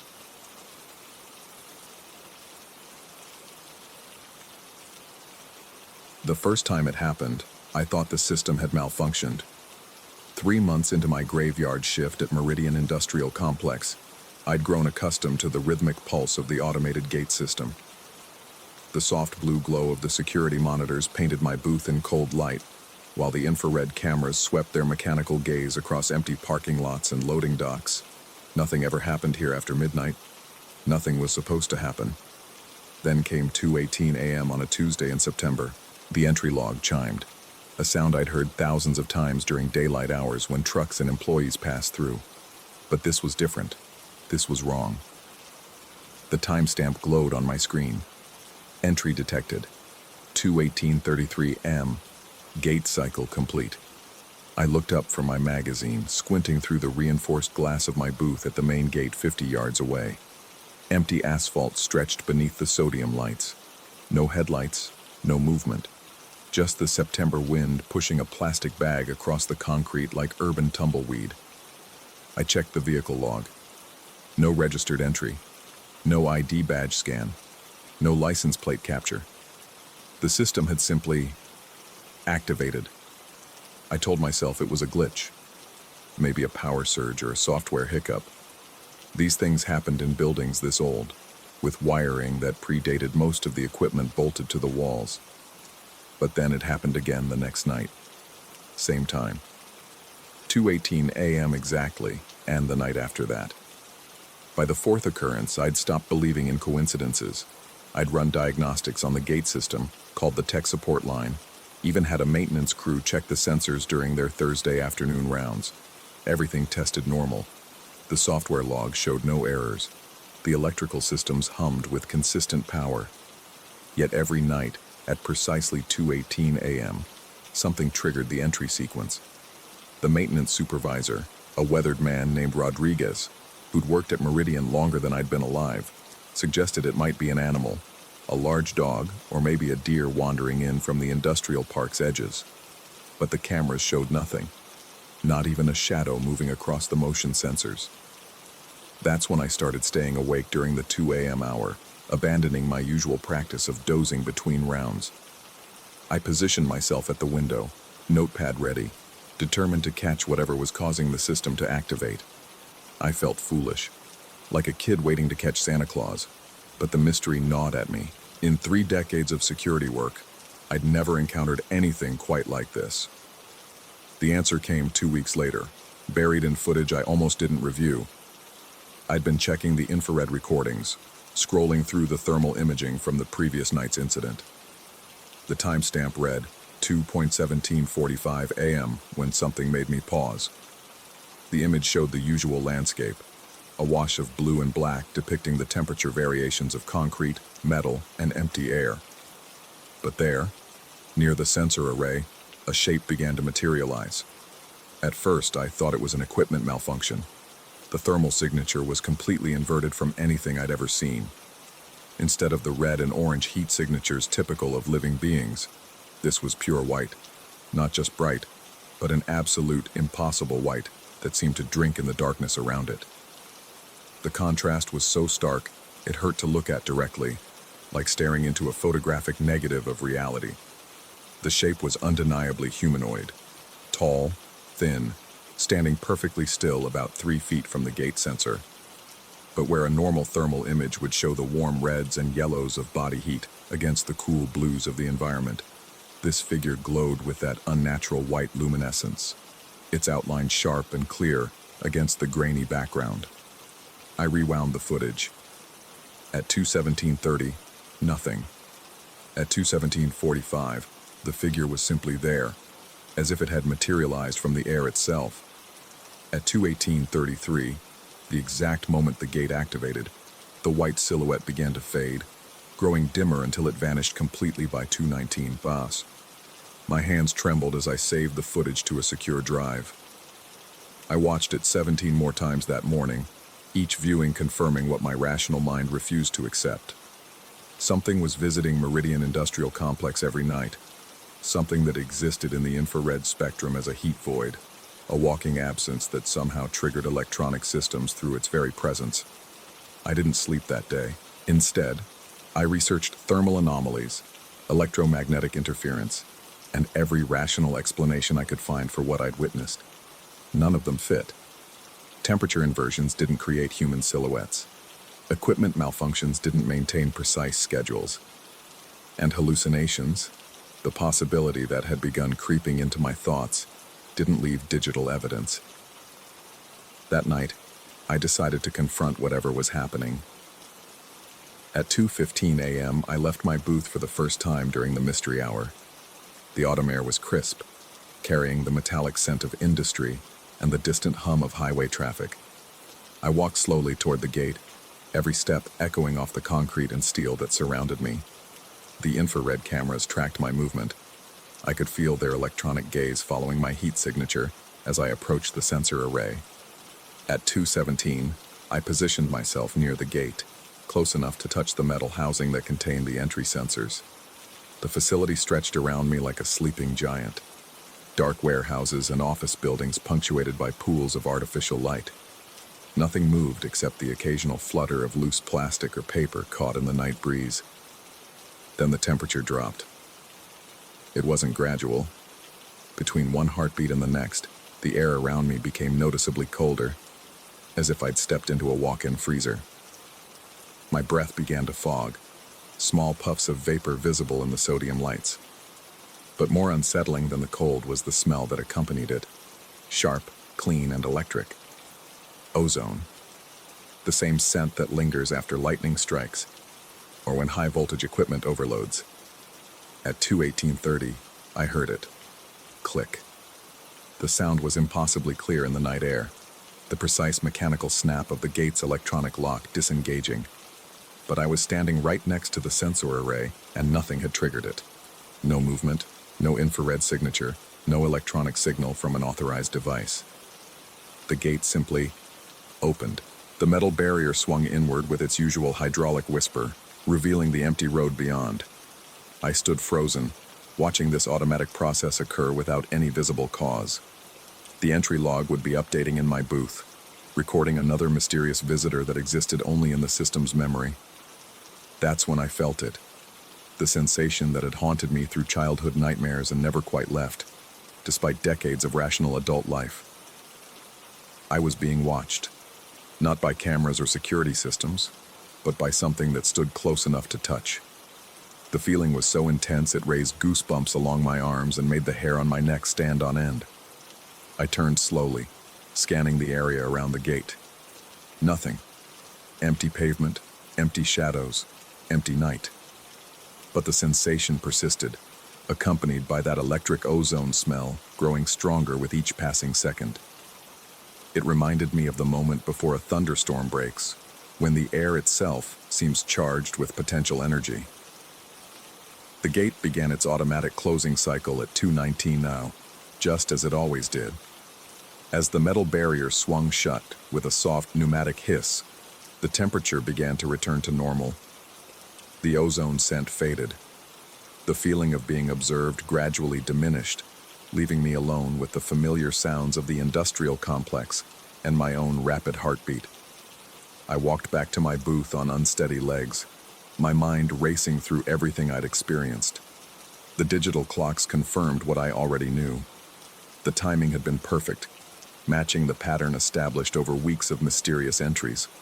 But I was no closer to understanding what was happening than when I'd started. The security footage from that night showed exactly what I expected. My thermal signature approaching the gate, standing near the sensors, then returning to the booth. At 2:18:33, the gate opened and closed according to its programmed cycle. But there was no sign of the white figure I'd captured in previous recordings. Whatever visited Meridian Industrial Complex had either chosen not to appear that night, or had somehow detected my presence and avoided the sensors. I began to wonder if my very act of looking had changed something fundamental about the phenomenon. Over the following weeks, I established a new routine.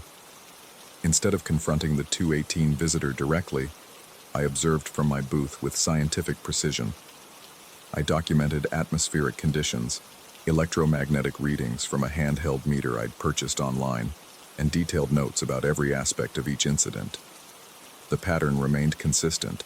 The gate activated at exactly 2:18:33 a.m., with no visible trigger and no explanation from the building's technical systems. But the infrared recordings had changed. The stark white figure no longer appeared in the thermal imaging. Either it had stopped coming, or it had learned to avoid detection. This possibility disturbed me more than the original mystery. If something was intelligent enough to recognize surveillance and adapt its behavior accordingly, what else might it be capable of? The thought followed me home each morning, making sleep increasingly difficult. I found myself lying in bed as dawn broke over the city, analyzing every detail of the previous night's watch. The rational part of my mind insisted there had to be an explanation. Some combination of equipment malfunction, environmental factors, and my own pattern-seeking imagination creating a mystery where none existed. But another part of me, a primitive awareness that predated logic and reason, knew I was dealing with something genuinely inexplicable. The breakthrough came during my 6th week of investigation, though I hesitate to call it progress. I decided to check the gate system's maintenance logs, searching for any historical patterns that might explain the 218 phenomenon. Rodriguez had given me access to the digital archives dating back 15 years, and I spent several nights reviewing incident reports, repair orders, and system updates. Most of the records were routine, scheduled maintenance, minor repairs, software updates that kept the aging system compatible with newer security protocols. But buried in a folder marked Unresolved Issues from 8 years earlier, I found something that made my blood run cold. A previous security guard named Marcus Webb had filed multiple reports about unauthorized gate activations occurring at 2:18 a.m. His initial reports were clinical and professional, documenting the incidents with the same methodical approach I'd been using. But as weeks passed, his language became increasingly agitated. He wrote about impossible thermal readings and electromagnetic anomalies that defied explanation. His final report, submitted 3 days before he resigned from Meridian, was barely coherent. Webb described feeling watched during his shifts, smelling ozone at random intervals, and hearing electronic equipment activate without cause throughout the facility. He claimed the 218 incidents were just the beginning of something larger, though he never specified what that something might be. The file included a note from building management, stating that Webb had been referred to the company's employee assistance program for stress-related issues before choosing to terminate his employment. No follow-up investigation had been conducted regarding his reports. The 218 activations had apparently stopped after his departure, until 3 months ago, when I'd begun my tenure at Meridian. This revelation suggested 2 equally disturbing possibilities. Either the phenomenon was somehow connected to the security guards themselves, manifesting only in the presence of specific individuals, or it had been dormant for years and had recently reactivated for reasons I couldn't fathom. I tried to contact Marcus Webb, but the phone number in his personnel file had been disconnected. Internet searches revealed no current address or employment information. The man had vanished as completely as the white figure in my thermal recordings, leaving behind only a handful of increasingly desperate incident reports that read like the journal of someone losing his grip on reality. I began to wonder if I was following the same trajectory. Sleep became elusive, replaced by hours of staring at the ceiling while my mind replayed every detail of the past weeks. I found myself checking and rechecking my equipment during the day, running diagnostics on systems that had tested perfectly dozens of times before. The rational explanations I'd initially sought seemed less convincing with each passing night. The sensation of being watched, which had been confined to the moments around 2:18 a.m., began to extend throughout my shifts. I would feel eyes on me while reviewing paperwork, sense movement in my peripheral vision when checking monitors, and occasionally catch myself listening for sounds that didn't belong to the familiar symphony of the industrial complex. Most unsettling was the gradual realization that my behavior was changing. I'd started positioning myself differently in the booth, avoiding certain angles that felt exposed. I'd begun making unnecessary rounds through the facility, driven by an inexplicable need to verify that I was truly alone. And I'd developed an almost compulsive habit of checking the ozone concentration with a small detector I'd added to my equipment collection. The readings were consistently normal, except during the minutes surrounding 2:18 a.m., when the device would register brief but significant spikes in atmospheric ozone. These readings correlated perfectly with my subjective experience of the electric smell, providing the first objective evidence that something measurable was occurring during the mysterious gate activations. But instead of feeling vindicated by this proof, I found myself more disturbed than ever. If the ozone spikes were real, if the thermal anomalies had been genuine, and if the gate activations were truly unexplained, then I was dealing with something that existed outside the boundaries of my understanding of reality. The night everything changed began like any other. I'd settled into my booth around 11 p.m., prepared for another session of methodical observation. The facility hummed with its usual electronic harmony, ventilation systems cycling air through empty buildings, security lights maintaining their vigilant pools of illumination, and distant highway traffic providing a steady whisper of civilization beyond the industrial complex's borders. At 2:15 a.m., I positioned my equipment for the nightly recording session. Thermal cameras trained on the gate area, ozone detector activated, electromagnetic field monitor displaying stable baseline readings. Everything was normal as the minutes ticked toward the appointed time. But at 2:17 a.m. something was different. Instead of the localized temperature drop I'd learned to expect near the gate, the entire facility seemed to grow colder. My breath began to fog inside the heated booth, something that had never happened before. The ozone detector's readings spiked higher than I'd ever recorded, and the electromagnetic monitor began registering fluctuations that made its alarm chirp softly in the artificial quiet. At 2:18:33, the gate activated as usual. But this time, it wasn't alone. Throughout the complex, electronic systems began responding to invisible triggers. Loading dock lights flickered on and off in sequence, as if something was walking past each sensor. Security cameras pivoted to track movement that didn't exist, their motors whirring as they followed predetermined paths through empty corridors and vacant parking areas. I watched my monitor bank in growing alarm as system after system activated without cause. Emergency lighting strobed to life in Building C. The elevator in the main office complex began cycling between floors, its indicator lights moving up and down in a pattern that reminded me of breathing. Even the coffee machine in the break room 2 buildings away appeared to be brewing a phantom pot, if the red indicator light on my status board was accurate. The facility had become an orchestra of autonomous electronics, all responding to the presence of something I couldn't see or understand. And in the center of it all, captured in stark white luminescence on my thermal display, stood the figure that had started everything. But this time, it wasn't alone. The infrared image showed 3 distinct white silhouettes arranged in a rough triangle around the main gate sensor. Each figure maintained the same impossible thermal signature, that brilliant, reality-defying white that seemed to exist in negative space. They stood perfectly still, like mannequins positioned by an invisible hand, while the electronic chaos continued around them. As I watched in fascination and growing terror, the figures began to move. Not walking or shuffling like normal beings, but gliding across the thermal landscape with fluid grace that defied physics. They maintained their triangular formation while approaching my booth, growing larger and more defined on the screen with each passing second. The ozone smell became overpowering, even through the booth's ventilation system. Every piece of electronic equipment in my station began to malfunction simultaneously.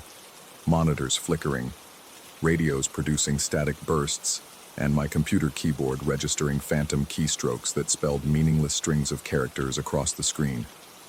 When the figures reached the edge of the thermal camera's range, approximately 10 feet from my booth, they stopped. 3 impossible beings of inverted heat stood in perfect silence, their presence confirmed by my instruments but invisible to my naked eyes. I could feel them watching me through the reinforced glass, could sense their attention like a physical weight pressing against my consciousness. Then, for the first time since the phenomenon began, one of them moved differently from the others. The central figure raised what appeared to be an arm, extending it toward my booth in a gesture that might have been greeting or warning. As it did, every electronic device in the facility fell silent simultaneously. The constant hum of machinery that had provided the soundtrack to my employment simply stopped. In that absolute quiet, I heard something that shouldn't have been possible. A voice, not spoken aloud but somehow transmitted directly into my awareness, whispered a single word that changed everything. Welcome. The next moment, everything returned to normal. The machinery resumed its electronic symphony. The thermal figures vanished from my screens, and the ozone readings dropped to baseline levels. Only the timestamp on my computer proved that any of it had happened. 2:19:47 a.m. I sat in my booth for the remaining hours of my shift, staring at the monitors and trying to process what I'd experienced. The word echoed in my mind with a clarity that suggested it hadn't been imagined or hallucinated. Something had acknowledged my presence, had communicated with me across whatever barrier separated its existence from mine. But the most disturbing aspect wasn't the contact itself. It was the implication of that single word. Welcome suggested arrival, acceptance, inclusion, as if I'd passed some kind of test or crossed a threshold I hadn't known existed. When my replacement arrived at 6 a.m., I gathered my equipment and prepared to leave Meridian Industrial Complex for what I knew would be the last time. Not because I was quitting, I hadn't made that decision yet, but because I understood, with a certainty that transcended logic, that something fundamental had changed during the night. The 218 visitor wasn't a mysterious intruder to be documented and understood. It was something that had been waiting, with infinite patience, for the right person to recognize its presence. Marcus Webb had seen it 8 years ago. I had encountered it 3 months ago. And now, after weeks of observation and investigation, I had somehow achieved the level of awareness necessary for direct contact. As I drove home through the early morning traffic, I found myself wondering who would replace me at Meridian. Would they experience the gate activations as I had, or would the phenomenon remain dormant until another sensitive individual took the night shift? And most importantly, what exactly had I been welcomed into?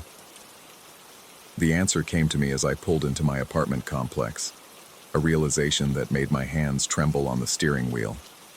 The thermal signatures hadn't been inverted because of equipment malfunction or atmospheric conditions. They appeared white because they were cold, not just cold, but absolute cold, the kind of temperature that exists in the vacuum between stars, in spaces where heat has never penetrated. I had been visited by something from the empty places, something that existed in the thermal negative of our warm, living world. And by acknowledging its presence, by documenting its patterns and seeking contact, I had somehow attracted its attention.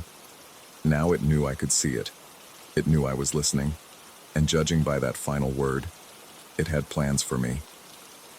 As I write this account 3 days later, I haven't returned to Meridian Industrial Complex. The company has called twice, but I've let the messages go to voicemail. I need time to decide whether to go back, whether to accept whatever invitation was extended to me in that moment of impossible contact. Because part of me, a part that grows stronger each day, wants to return to that booth at 2:15 a.m. and wait for the next communication. I want to understand what exists in those cold spaces between reality, what intelligence watches our warm world from the thermal negative of existence. But another part of me, the part that still clings to sanity and survival, whispers that some invitations should never be accepted, that some doors, once opened, can never be closed again. Tonight, I'll make my decision. Tonight, I'll choose between the safety of ignorance and the terrible knowledge that waits in the white spaces of the infrared spectrum. Either way, I know the 218 visitor will be waiting. Story 7. The fluorescent lights above me buzz like dying insects, casting their sickly green pallor across the empty convenience store. 3:15 a.m. stretched before me like a desert highway, endless, suffocating, and punctuated only by the occasional truck that would rumble past without stopping. I'd been working the night shift at Murphy's Gas for 8 months now, long enough to know that this stretch of rural highway forgot about civilization once the sun went down. The coffee maker gurgled its last breath hours ago, leaving behind a bitter sludge that resembled motor oil more than anything remotely drinkable. I'd given up on staying alert through caffeine and resigned myself to the hypnotic rhythm of inventory checks and restocking candy bars that nobody would buy until morning. The silence pressed against my eardrums with the weight of isolation. broken only by the persistent hum of refrigeration units and the occasional groan of settling metal. That's when I first noticed him. Through the plate glass windows that faced the pump island, I could make out a figure standing motionless beside pump number 4, the old pump, the one that hadn't worked in over 3 years, not since lightning struck the transformer and fried half the station's electrical system.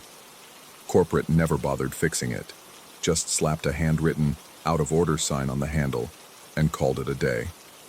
The sign had long since faded to illegible smears of ink, leaving only strips of yellowed tape clinging to cracked plastic.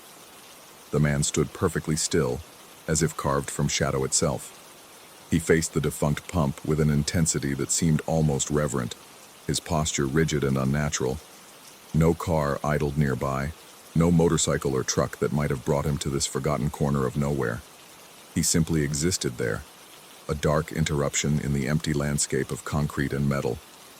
I rubbed my eyes, attributing the strange sight to the cumulative exhaustion of too many sleepless nights. When I looked again, he remained exactly where he'd been, unchanged, unwavering. The parking lot lights cast long rectangles of yellow illumination across the asphalt, but somehow he stood in a pocket of deeper darkness, as if the light itself avoided him. Minutes crawled by. 5, then 10, then 15. He never moved, never shifted his weight, never showed any of the small, unconscious movements that mark a living, breathing person. I began to feel the familiar creep of unease that comes with watching someone too long in the small hours of morning, when the world feels thin and reality seems negotiable. The rational part of my mind offered simple explanations. A stranded motorist waiting for morning to call for help. Someone having car trouble who'd walk to the nearest building for assistance. A homeless person seeking temporary shelter from the November chill that cut through even the station's inadequate heating. But none of these explanations addressed the wrongness that seemed to emanate from his very presence. The way he stood so absolutely motionless that I found myself watching for the rise and fall of breathing, for any sign that he was more than a mannequin someone had abandoned as a prank. I considered going outside to offer help, but something held me back. Maybe it was the way the darkness seemed to cling to him, or how the security lights flickered slightly whenever I tried to focus on his face. Maybe it was simply the product of too many horror movies consumed during lonely overnight shifts, but every instinct I possessed warned me to maintain the barrier of glass and distance between us. The digital clock on the register display ticked to 3:37. He'd been standing there for over 20 minutes now, and my initial curiosity had curdled into something approaching dread. I tried to concentrate on mundane tasks, straightening magazine racks, wiping down already clean counters, checking the hot dog rollers that hadn't been used since dinner. But my eyes kept drifting back to the motionless figure. At 3:45, something changed. The man's head turned, slowly and deliberately, until he faced directly toward the store windows. Toward me. Even through the reflective glass and across the distance of the parking lot, I felt the weight of his gaze like a physical presence. It settled on my skin with the cold touch of morning frost, raising goosebumps along my arms despite the store's warmth. I stepped back from the counter instinctively, retreating deeper into the fluorescent sanctuary of the convenience store. The cigarette display behind me offered little comfort as I pressed my back against it, trying to break the invisible line that connected his stare to my position. But the feeling persisted, that sense of being seen, catalogued, measured by eyes that reflected nothing of the artificial light around us. For reasons I couldn't articulate, I found myself reaching for the door handle. The logical part of my mind screamed warnings, but a deeper compulsion drove me forward. Perhaps it was the same morbid curiosity that makes people slow down at accident scenes, or maybe the isolation had finally gotten to me enough that even a potentially dangerous stranger seemed preferable to the crushing solitude. The door chime announced my exit with its cheerful electronic melody, a sound that seemed obscenely bright in the heavy silence of the night. The November air hit me like a slap, carrying with it the scent of distant rain and something else, something organic and slightly sweet that I couldn't identify.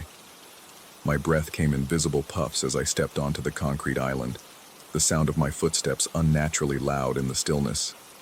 The man remained exactly where he'd been, his attention now focused on the dark display of the broken pump. Up close, I could see that he wore a dark coat that seemed to absorb rather than reflect the overhead lights. His hair was gray at the temples, and his skin had the pale, almost translucent quality of someone who spent very little time in daylight. But it was his eyes that made my throat tighten. Pale gray eyes that seemed to look through rather than at the world around him. I cleared my throat, the sound harsh and artificial in the quiet air. "Excuse me," I called out, stopping about 10 feet away from him. "That pump's been out of order for years. If you need gas, the others are working fine." He didn't acknowledge my presence, didn't turn, didn't blink, didn't give any indication that he'd heard me speak. His gaze remained fixed on the pump's dark display screen with an intensity that bordered on hypnotic. The silence stretched between us like a held breath, and I felt sweat beginning to bead on my forehead despite the cold air. I took another step closer, close enough now to notice that his coat seemed to ripple slightly in a wind I couldn't feel, close enough to catch that strange sweet scent more strongly. It reminded me of overripe fruit, of things left too long in dark places. "Sir, the pump's not working. Hasn't worked in 3 years." This time, something happened. The display screen on pump number 4 flickered to life with a soft electronic beep. Numbers began rolling across the LED readout. Gallons, dollars, the familiar rhythm of fuel flowing through lines that I knew contained nothing but air and rust. The mechanical clatter of the pump's internal mechanism filled the silence, metal grinding against metal in a rhythm that made my teeth ache. But the man wasn't holding the nozzle. Both his hands hung at his sides, empty and still. The fuel handle remained locked in its holder, undisturbed and unmoving. Yet the pump continued its phantom dispensing, numbers climbing steadily on the display as invisible gallons poured into nothingness. I stumbled backward, my heart hammering against my ribs with enough force to make my vision pulse. The rational explanations crumbled like old newspaper. Electrical short circuits didn't create coherent displays. Broken pumps didn't spontaneously spring to life and begin measuring transfers of non-existent fuel. "What the hell?" I started to say, but the words died in my throat as the other pumps joined the impossible chorus. One by one, from left to right across the island, every pump sprang to life.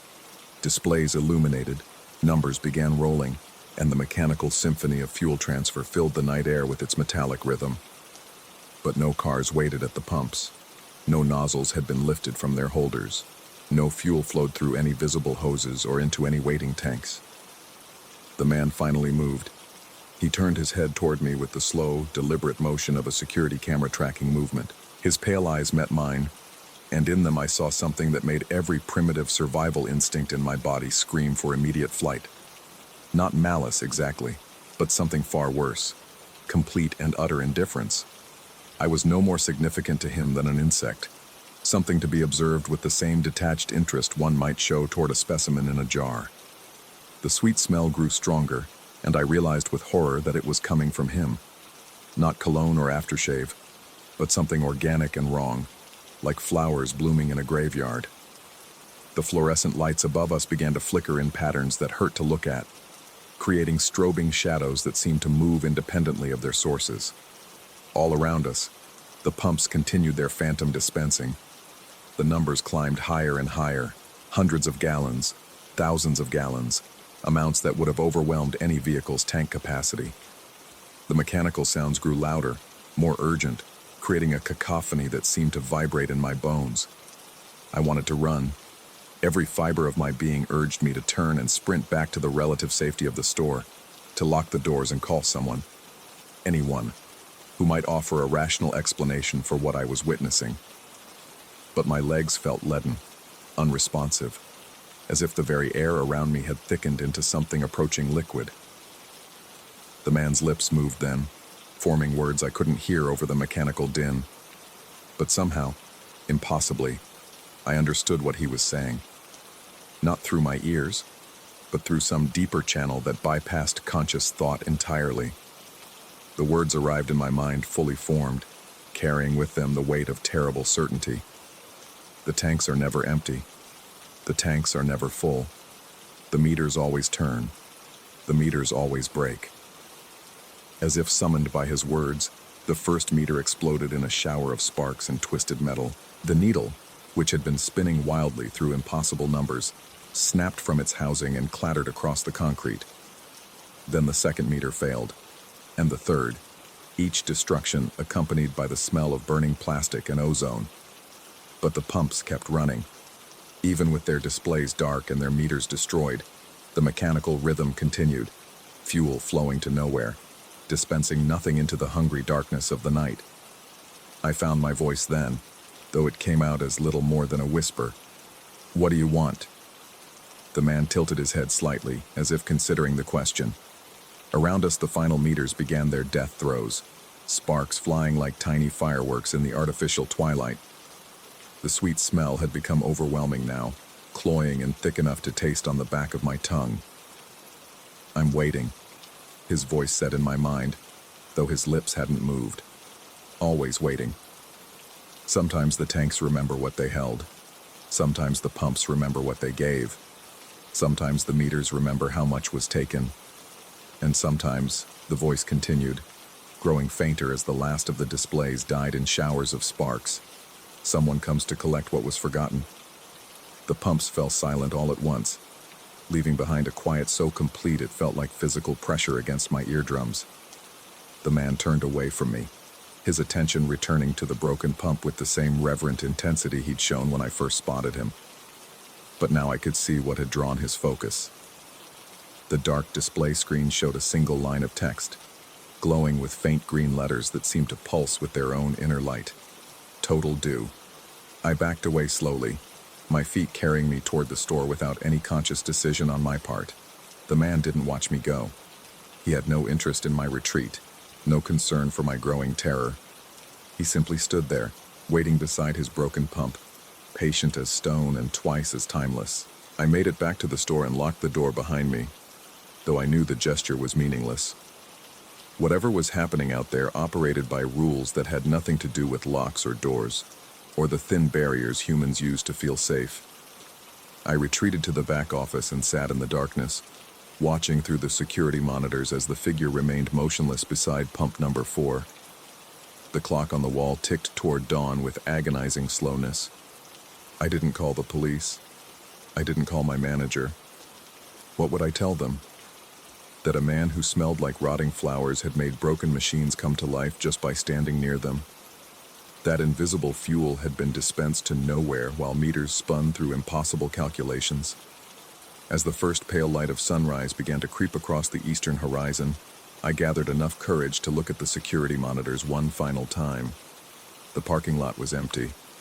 No trace remained of the night's visitor, no evidence of the mechanical symphony that had filled the darkness with its impossible music.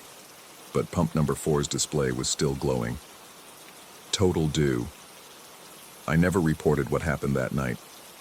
I turned in my resignation the following morning, citing personal reasons. The day shift manager found the broken meters scattered across the island and filed an insurance claim for vandalism. The security cameras, he said, had mysteriously malfunctioned during the night, showing nothing but static during the critical hours. 6 months later, I drive past Murphy's Gas on my way to a new job in the city. The pump island looks exactly as it always did, with one exception. Pump number 4 now bears a shiny new out-of-order sign, freshly printed and laminated.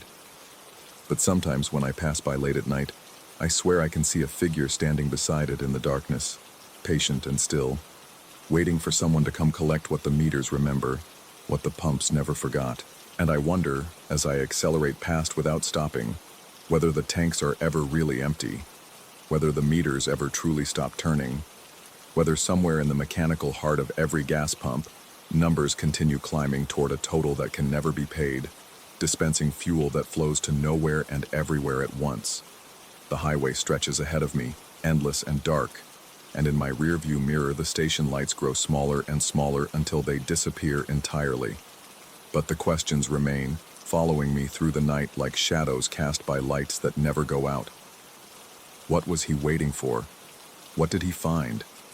And why do I sometimes catch myself checking my fuel gauge obsessively, watching the needle drop toward empty while something whispers in the back of my mind that the tanks are never truly full, the meters never truly stop, And somewhere in the darkness, someone is always waiting to collect what was forgotten. I tell myself it was exhaustion, stress, the cumulative effect of too many lonely nights in a place where reality grew thin and imagination ran wild. But explanations feel hollow when you've seen the impossible with your own eyes, when you've watched broken machines spring to life and measure nothing with perfect precision. The city lights appear ahead, bright and welcoming and wonderfully mundanely real. But behind me, in the darkness I'm leaving behind, I know that pump number 4 is still waiting, its display still glowing with that eternal debt.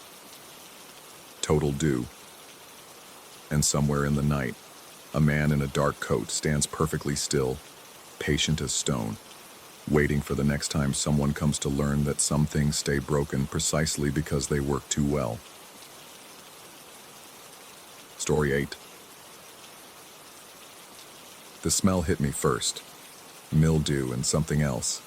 Something sweet and rotten like flowers left too long in stagnant water. The Meridian Theater's backstage area stretched before me in the weak glow of my flashlight. All dust-covered props and hanging cables that swayed despite the absence of any breeze. The building manager had warned me about the place being old, but he'd failed to mention how the shadows seemed to move independently of my light beam. I'd been called in to fix the electrical panels after the previous contractor had simply walked off the job. No explanation, just abandoned his tools and never came back. The building manager, a nervous man named Henderson, had offered me double the usual rate.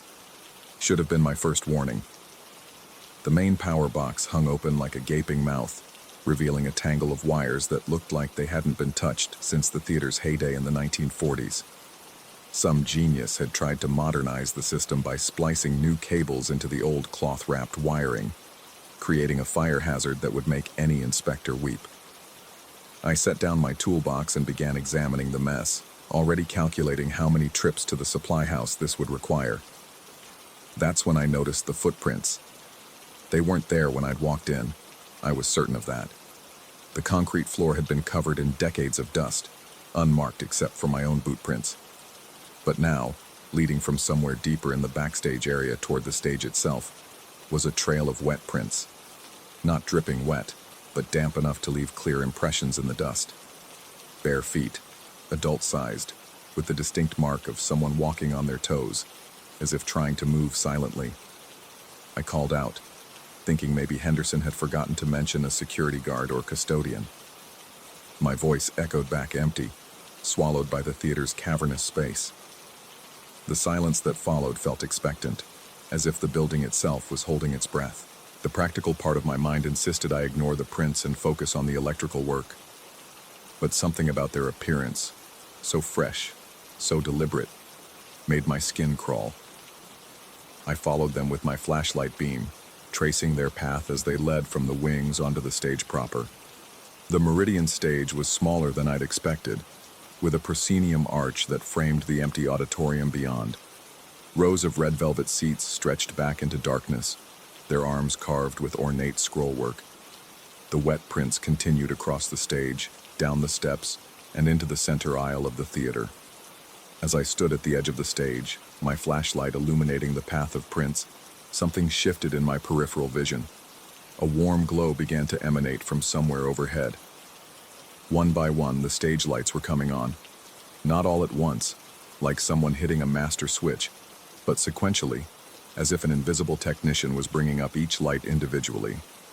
The Fresnel spots warmed to life, their tungsten filaments painting the auditorium in amber and gold. Follow spots swept across empty seats with purposeful movement, lingering on specific locations as if tracking performers who weren't there. I fumbled for my phone to call Henderson but found no signal. The building's thick walls had always been problematic for cell reception, but the timing felt deliberate, as if the theater had cut off my connection to the outside world. The lights continued their choreographed awakening. A pin spot illuminated seat J14, bathing the red velvet in harsh white light. I watched, transfixed, as the seat cushion began to compress, slowly and deliberately, as if someone was settling into it. The fabric creased naturally. The springs groaned softly under invisible weight. My rational mind offered explanations. old pneumatic systems, settling building materials, tricks of light and shadow. But the cushion remained depressed, holding the perfect impression of a human form. Another light snapped on, this time targeting seat G7. Again, the cushion sank under unseen pressure, then F12, then K3. Each illuminated seat bore the weight of a phantom occupant, the upholstery conforming to bodies that cast no shadows. I backed toward the wings, my flashlight beam dancing erratically as my hands began to shake. The logical thing would be to leave, to tell Henderson his theater had serious electrical problems that required a full rewiring by a larger crew. But something kept me rooted in place, a morbid fascination with the impossible scene unfolding before me. That's when I heard the first voice. It started as a whisper, barely audible above the electrical hum of the lighting system. A woman's voice, speaking words I couldn't quite make out.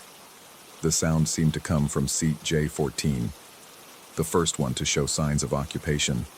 The voice grew clearer, more distinct, repeating the same phrase over and over.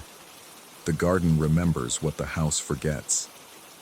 Other voices joined in, emanating from each illuminated seat. Different tones, different ages, but all speaking the same cryptic dialogue. They weren't conversing with each other, but rather delivering lines as if rehearsing scenes from some unknown play. The cadence was off, though. Words stretched too long, pauses in wrong places, as if the speakers had forgotten how to breathe. The garden remembers what the house forgets, they chanted in unison, their voices creating a discordant harmony that made my teeth ache. I found myself drawn deeper into the theater, following the wet footprints down the center aisle. The voices grew louder as I approached, though the seats remained visibly empty. The air grew thick and humid, carrying that same floral decay I'd smelled backstage, now mixed with something metallic and sharp. Midway down the aisle, I discovered a playbill tucked between seats. The paper was yellowed and brittle, but legible in the stage lights. The Meridian Theater presents The Garden House, it read, a new drama by Margaret Ashworth, October 15, 1953.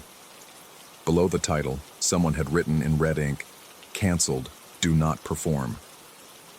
The voices around me shifted, now speaking different lines from what I assumed was the same play. Fragments of dialogue about secrets buried in soil, about guilt that grows like weeds, about the price of keeping silent. The words seemed to bypass my ears entirely, resonating directly in my skull. I pulled out my phone again, desperate to document what I was experiencing, but the screen remained black despite being fully charged that morning.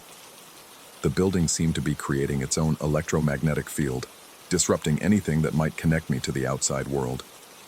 As I stood there in the center of the aisle, surrounded by invisible performers delivering their eternal lines, I became aware of a new sensation. The feeling of being watched, not by the unseen occupants of the seats, but by something else, something that existed in the spaces between the lights. The wet footprints I'd been following had dried up somewhere around row H, but now I noticed new ones appearing at my feet.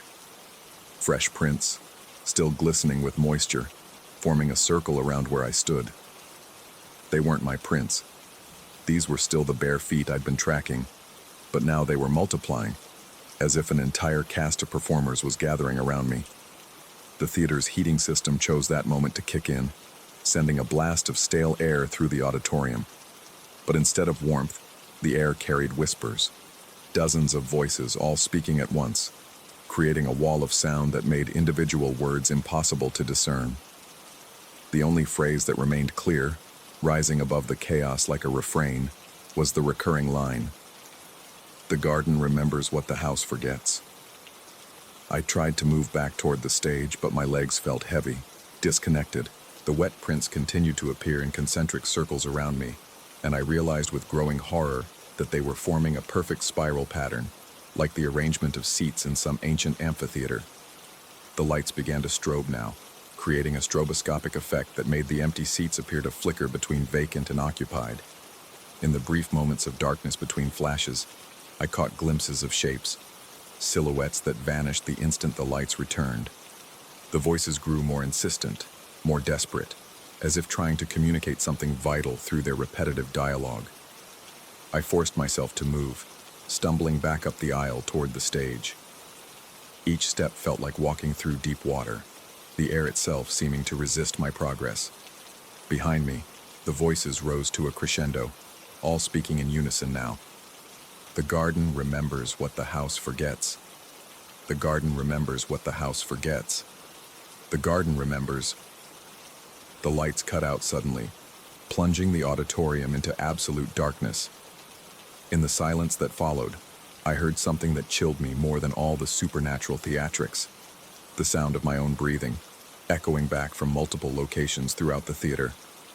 As if the building itself was breathing with me, matching my rhythm perfectly. I fumbled for my flashlight, my hands shaking so badly I nearly dropped it. When the beam finally cut through the darkness, the theater appeared normal again. Empty seats, silent stage, no trace of the wet footprints. But the smell remained, that cloying mixture of decay and flowers, and something else I hadn't noticed before. The scent of fresh earth, as if someone had been digging. Back in the wings, I gathered my tools with mechanical precision, trying not to think about what I'd just experienced. The electrical panel still hung open, its tangle of wires exactly as I'd left them. But now I noticed something that made my blood run cold.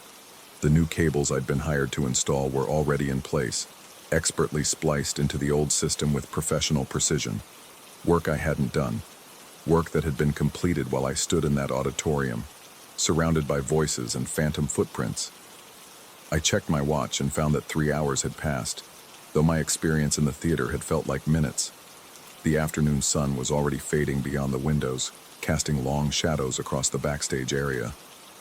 As I prepared to leave, I found a business card tucked under my toolbox. The paper was the same yellowed parchment as the playbill, and it bore a single line of text. Margaret Ashworth, playwright, the Garden House Theater Company. Below that, in the same red ink I'd seen on the playbill, some stories refused to end. I drove home in a daze, my mind struggling to process what had happened. The rational explanations came easily enough. Old building settling, electrical surges causing equipment malfunctions, possible gas leak causing hallucinations. But the perfectly executed electrical work remained, proof that something had occurred during those lost hours. That night, I researched Margaret Ashworth and the Garden House. The information was sparse, buried in newspaper archives and theater journals from the 1950s.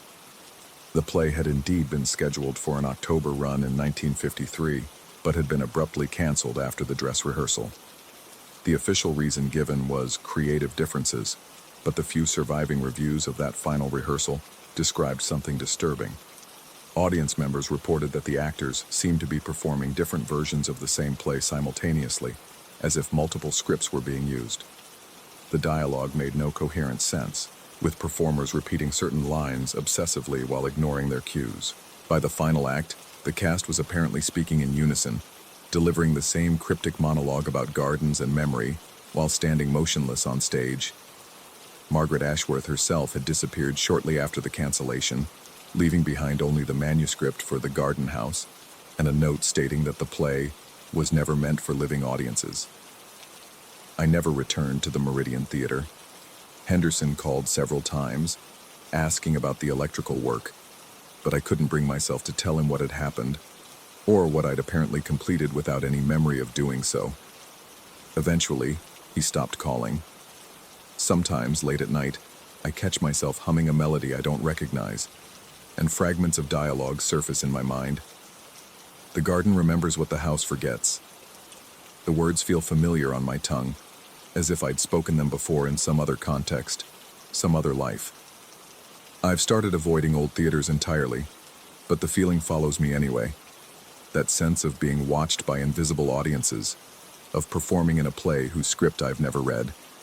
And sometimes, when I'm working alone in quiet buildings, I catch the faint scent of flowers and earth, and I wonder if the Meridian was really the end of the story, or just the beginning of something larger. The wet footprints, I've come to understand, weren't leading me anywhere. They were marking where I needed to be. End.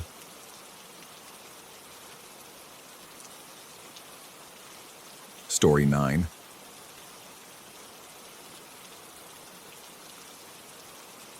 The night shift at Meridian Industrial Complex had become my sanctuary of solitude, a place where time moved like thick honey, and the only sounds were the distant hum of machinery and my own voice cutting through the darkness. I'd been working security there for 8 months, walking the same perimeter routes, checking the same gates, marking the same checkpoints on my clipboard with mechanical precision. The isolation never bothered me. If anything, I craved it after spending my days navigating the chaos of city life. It was during those long hours between midnight and dawn that I'd started singing. Old Scout songs mostly, remnants from a childhood I barely remembered, but whose melodies had somehow survived the years. Taps, when the mood turned solemn. Kumbaya, when I needed something to fill the oppressive quiet. Home on the range, when homesickness crept in, despite having no real home to miss. My voice would carry across the empty parking lots and bounce off the corrugated metal walls of the warehouses, returning to me as a faithful echo exactly 1 second later, a constant companion in the vast emptiness. The echo had become part of my routine, as predictable as the sunrise. I'd grown to depend on it, timing my steps to its rhythm, using it to gauge distances and directions in the maze of buildings. It was reliable, mathematical, following the laws of physics with unwavering consistency, until that Tuesday morning in October when everything changed. The shift had started like any other.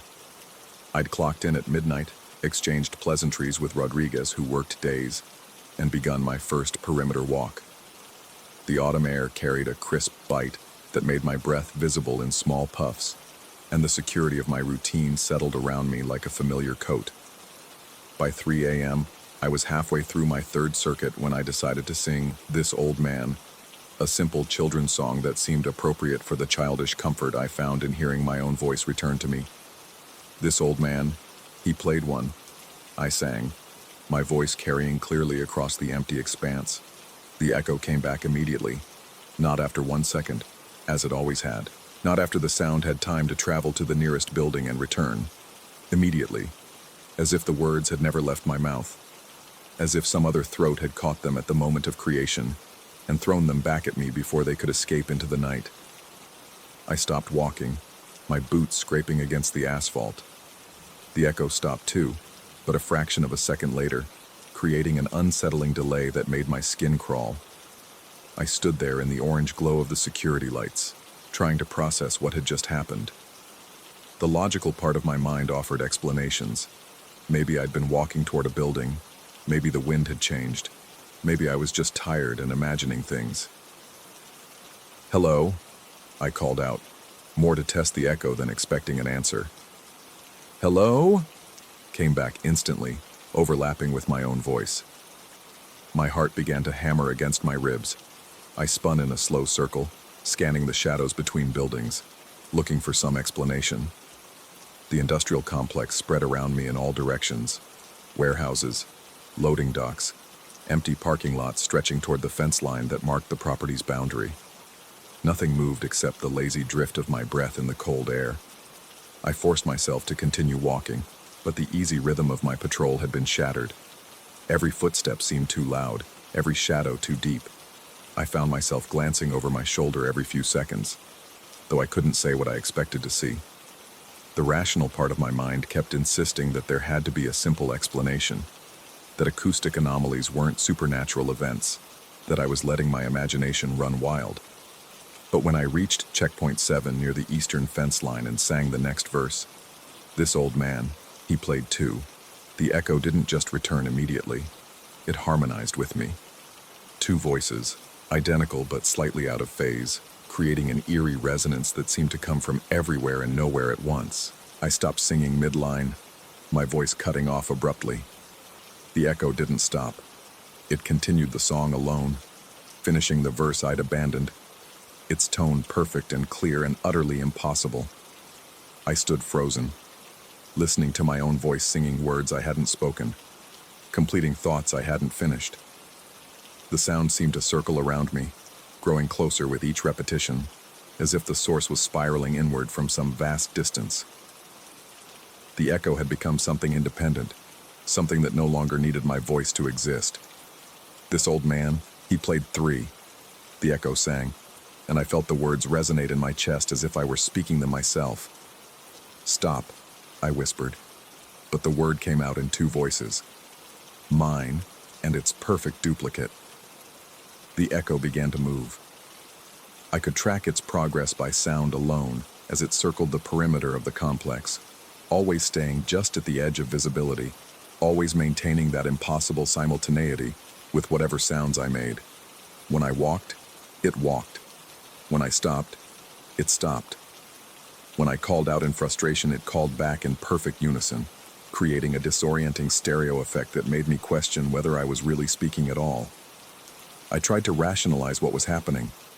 Maybe there was someone else out there, maybe another security guard from a neighboring facility, maybe someone playing an elaborate prank.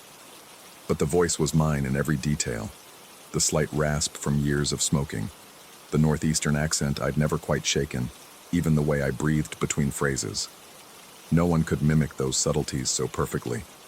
The echo led me deeper into the complex, always staying just ahead, always just out of sight. I followed because I had no choice.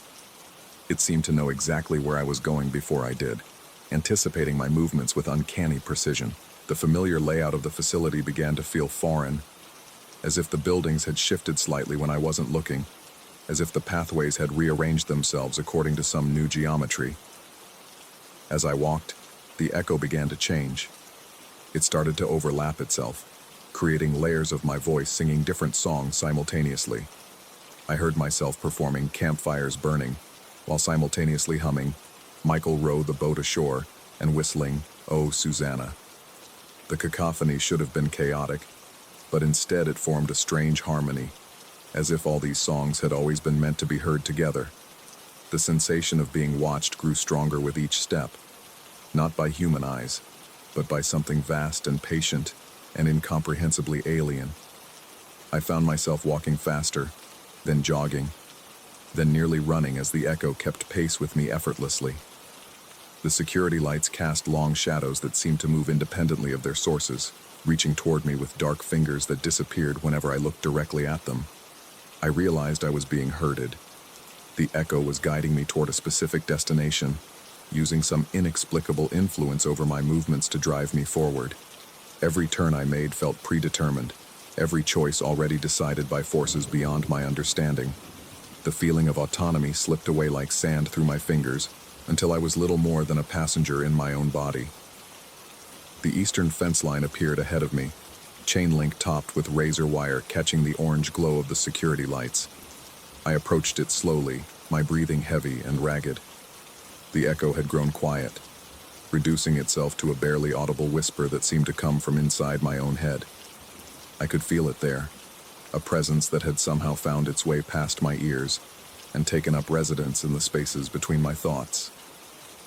At the base of the fence, clearly visible in the soft dirt that had been churned up by recent rains, was a single footprint, my footprint, judging by the distinctive tread pattern of my work boots. The print was fresh, so fresh that moisture still beaded in the deepest parts of the impression, as if it had been made only moments before. But the footprint pointed inward, toward the complex. I stared at it in growing horror, trying to make sense of what I was seeing. The print clearly belonged to me, but it faced the wrong direction. If I had made that print, I would have been walking into the facility from the outside. But that was impossible. I had been inside the complex all night, had never left through any of the gates, had never even approached the fence line until now. I lifted my right foot and compared it to the print. Perfect match, down to the small nick in the heel where I'd stepped on a piece of broken glass the week before. I placed my boot directly next to the impression and felt a wave of vertigo wash over me. They were identical, except for their orientation. It was as if I had somehow been walking backward through my own footsteps, retracing a path I had never taken. The echo whispered my name. Not the name on my security badge or paycheck, but the name my mother had called me before she'd given up on me entirely. The name I'd tried to forget, along with everything else about my childhood. The sound came from everywhere and nowhere, from inside my skull and from the empty air around me, and it carried with it a recognition that made my blood freeze. I looked up from the footprint and saw him. Standing on the other side of the fence, maybe 20 feet away, was a figure that might have been my reflection if reflections could exist without mirrors. Same height, same build, same uniform, same face. But this other version of me stood with his back to the facility, as if he had just finished walking out through the fence line that separated us.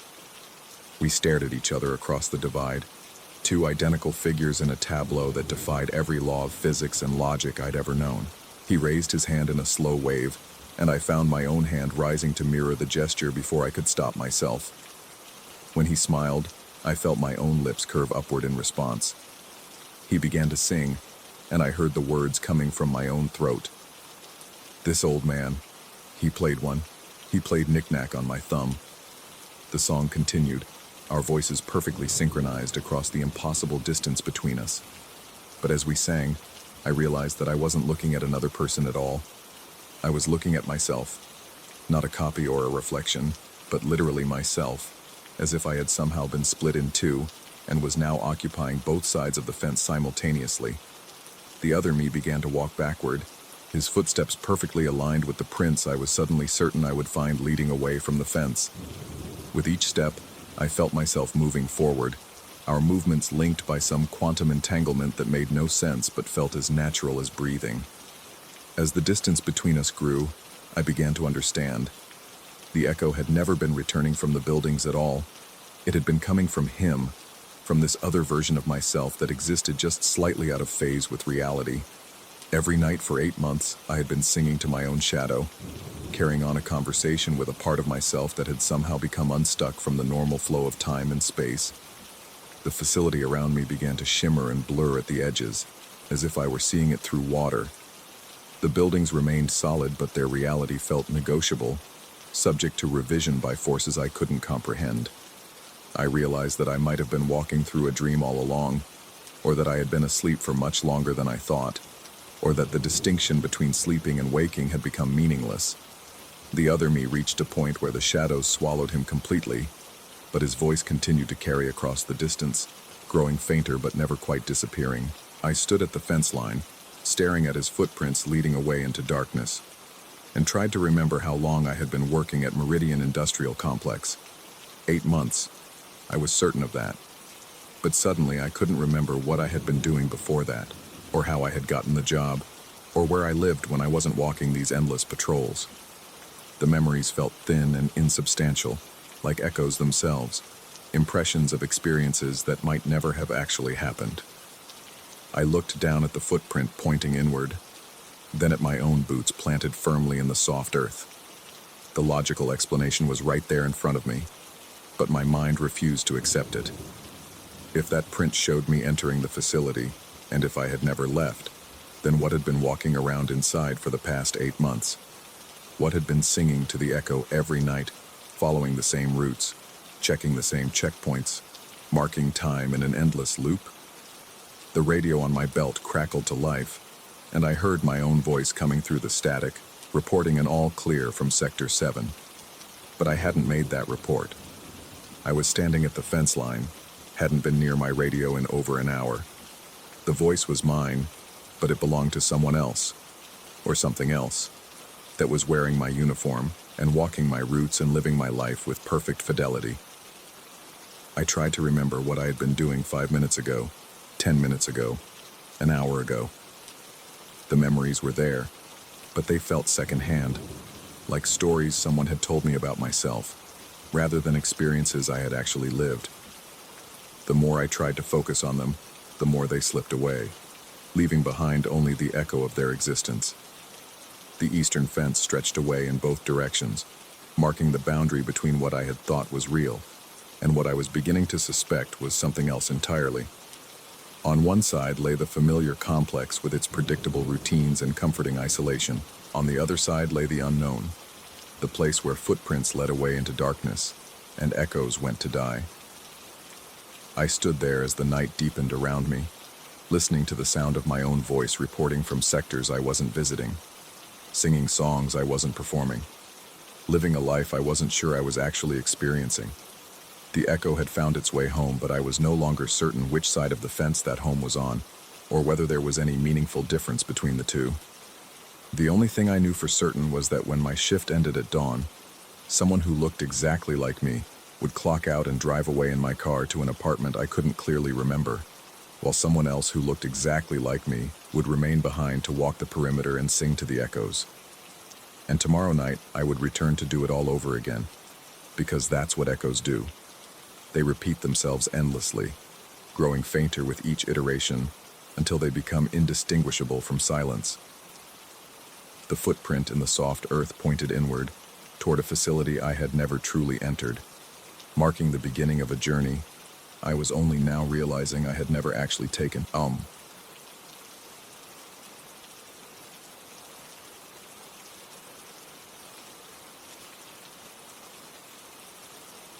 Story 10.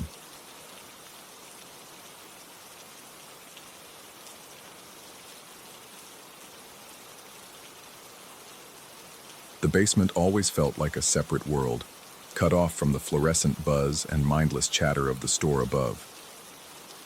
43 steps down the concrete stairwell, past the peeling paint and rust stains that looked like dried blood in the dim emergency lighting, lay the stockroom where I spent most of my shifts.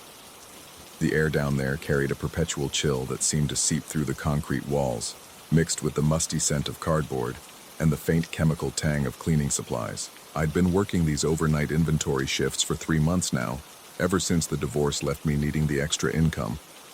The solitude suited me. No customers asking where the damn ketchup was.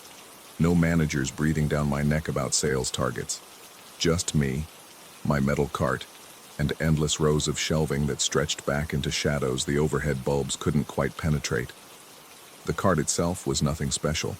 Standard issue, with 4 wheels that had developed their own distinct rhythm over countless trips through these aisles.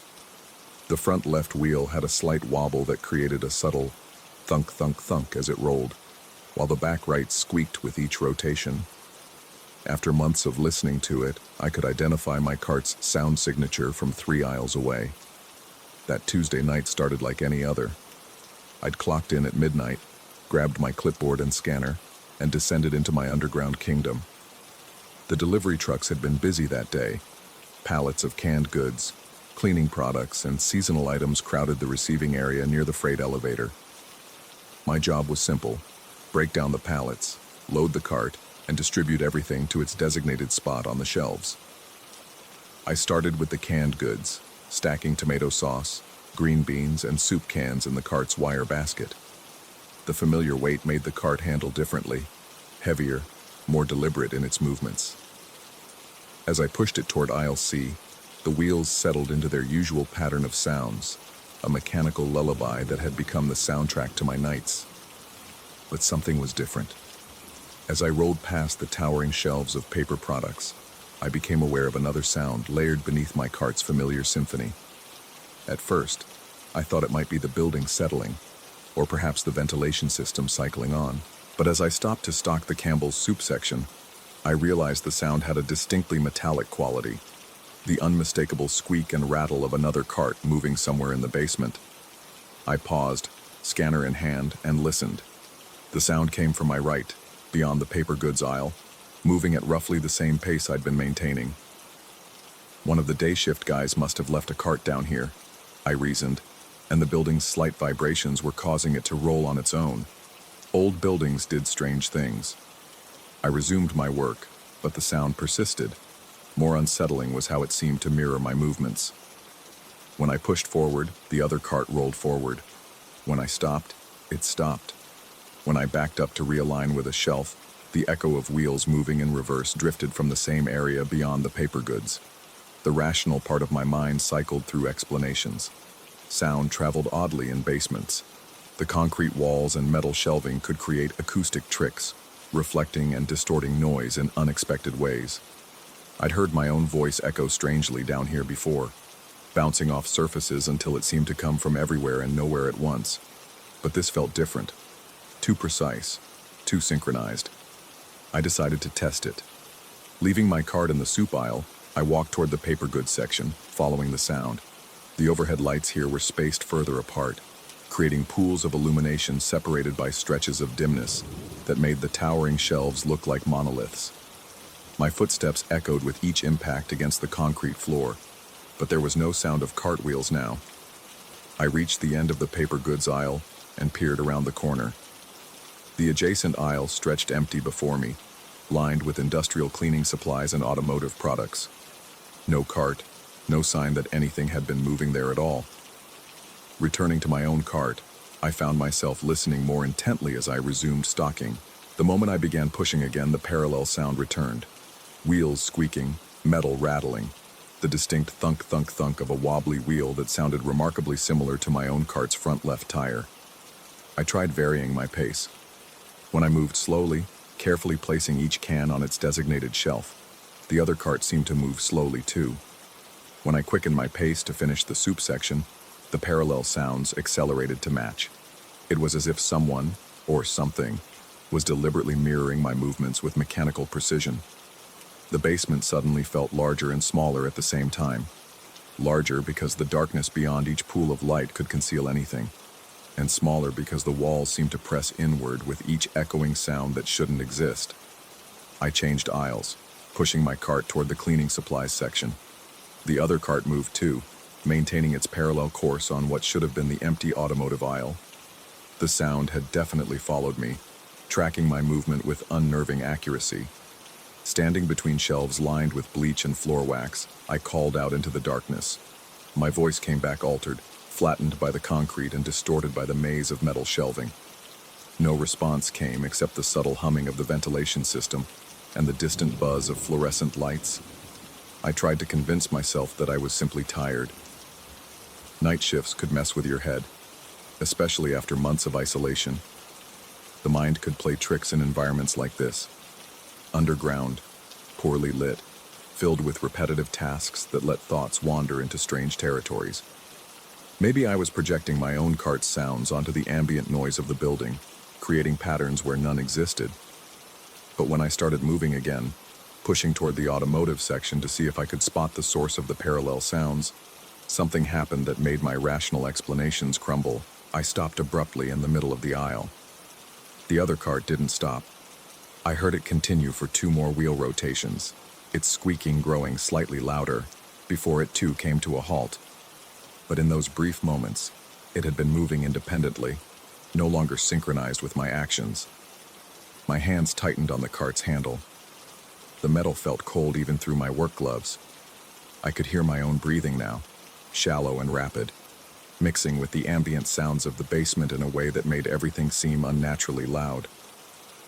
I forced myself to move forward, entering the automotive aisle where the other cart should have been. Emergency lighting cast everything in harsh shadows, making the shelves of motor oil and car accessories look like abstract sculptures. I searched each section methodically, looking for any sign of movement or another cart. Nothing. But as I turned to leave, I heard it again, now coming from the aisle I'd just vacated, the cleaning supplies aisle. The sound was moving away from me, wheels squeaking in a pattern I recognized because I heard it every night. It was my cart's pattern, my cart's exact acoustic signature, down to the specific timing of the wobbling front wheel. I left my cart in automotive and hurried back to cleaning supplies. The aisle was empty, just as automotive had been. But now I could hear the sounds coming from further away, from the direction of paper goods, always 1 aisle over, always just out of sight. The game of sonic hide-and-seek continued for the next hour. I would track the sound to its source, find nothing, and then hear it emanating from wherever I'd just been. The pattern became predictable, almost mocking in its consistency. It was as if something was deliberately staying 1 step ahead of me, using the basement's layout to remain perpetually hidden. I tried to outmaneuver it. I left my cart in the middle of an aisle and quickly circled around through the main corridor, approaching the area where the sounds were coming from at a different angle. But by the time I reached the supposed location, the sounds had shifted again, maintaining their distance like a shadow that moved independently of its source. The worst part was how accurately it mimicked my cart. Every sound was correct. The squeak, the rattle, the rhythmic thumping of the damaged wheel. It was as if someone had recorded my cart's acoustic signature and was playing it back with supernatural precision. or as if there really was another cart down here, identical to mine in every mechanical imperfection. Around 3 in the morning, exhaustion began to blur the edges of my perception. The basement's fluorescent lights seemed dimmer, their buzz more pronounced. The shadows between aisles appeared deeper, more substantial. I found myself checking over my shoulder constantly, scanning the darkness for movement that never materialized. I decided to ignore the sounds and focus on my work. If this was some elaborate prank by the day shift crew, they'd get bored eventually. If it was my imagination, concentrating on tangible tasks might ground me back in reality. I loaded my cart with boxes of laundry detergent and headed toward the household goods section. But ignoring the parallel cart proved impossible. Its presence had become too prominent, too insistent. It followed me through every aisle, matching my pace with mechanical determination. Sometimes it seemed to anticipate my movements, beginning to roll before I'd even started pushing my cart. Other times it would continue moving after I'd stopped, as if whatever was controlling it had its own agenda beyond simple mimicry. The breakthrough came when I decided to test the sound's physical properties. If this was truly just acoustic reflection or some weird building resonance, it should behave according to predictable principles. I positioned my cart at the end of the household goods aisle and gave it a sharp push, sending it rolling freely down the concrete floor. The cart traveled about 20 feet before its momentum carried it into a display of paper towels. The impact made a distinct metallic crash as the cart's corner struck the lowest shelf, followed by the rustling of packages settling into new positions. From the parallel aisle came an identical crash, but when I ran to investigate, I found all the paper towel displays intact. Nothing had been disturbed. No cart sat among scattered packages. Yet I had heard the impact as clearly as I'd heard my own cart's collision. I checked my cart. Several paper towel packages had indeed been knocked to the floor, their plastic packaging torn where the cart's metal edge had caught them. Physical evidence of a real impact. But the parallel crash had left no trace. That's when I started to question whether the sounds were the only thing that wasn't quite right. I returned to my cart and began restacking the fallen packages. As I worked, I became aware of a new sensation, the distinct feeling of being watched. It started as a subtle prickling at the back of my neck, the kind of awareness that kicks in when someone is staring at you from across a room. But there was no one else in the basement.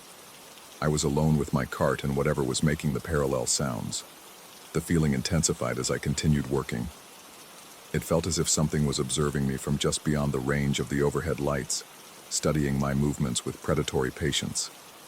When I turned to scan the surrounding aisles, the shadows seemed to shift and resettle, as if something had just moved out of sight.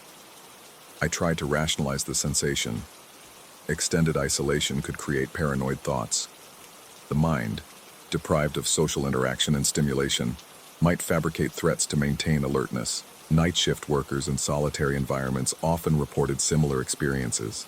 The sense of invisible presences, sounds that shouldn't exist, movements glimpsed in peripheral vision. But rationalization became increasingly difficult when the parallel cart began to deviate from simple mimicry.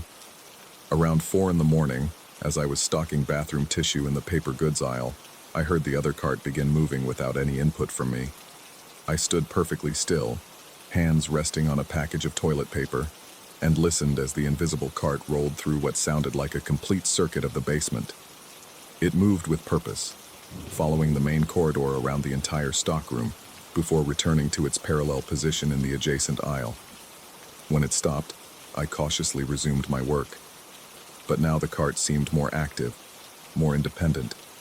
It would start and stop at irregular intervals, sometimes moving when I was stationary, sometimes remaining silent when I expected it to mirror my actions.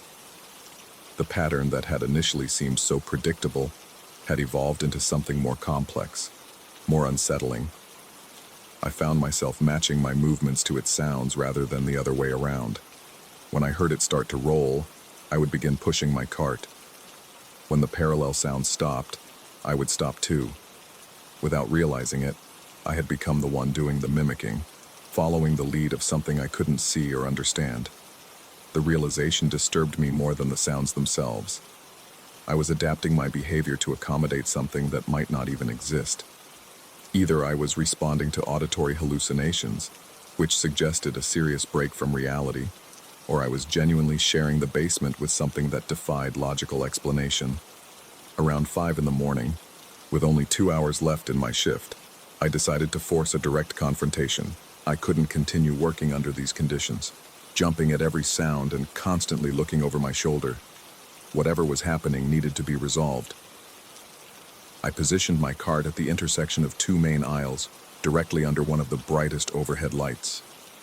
The parallel cart seemed to be in the adjacent aisle, just around the corner from my position. I could hear it clearly, the familiar squeak of wheels, the metallic rattle of the frame, the rhythmic thumping that matched my own cart's damaged wheel. Taking a deep breath, I called out, "I know you're there." The parallel cart stopped immediately. The basement fell into complete silence except for the ambient sounds of the building, the ventilation system, the electrical buzz, the distant hum of machinery from somewhere above. But the cart sounds had ceased entirely, as if whatever was controlling them was listening. I waited, counting my heartbeats in the silence. 30 seconds passed, then a minute. The parallel cart remained silent.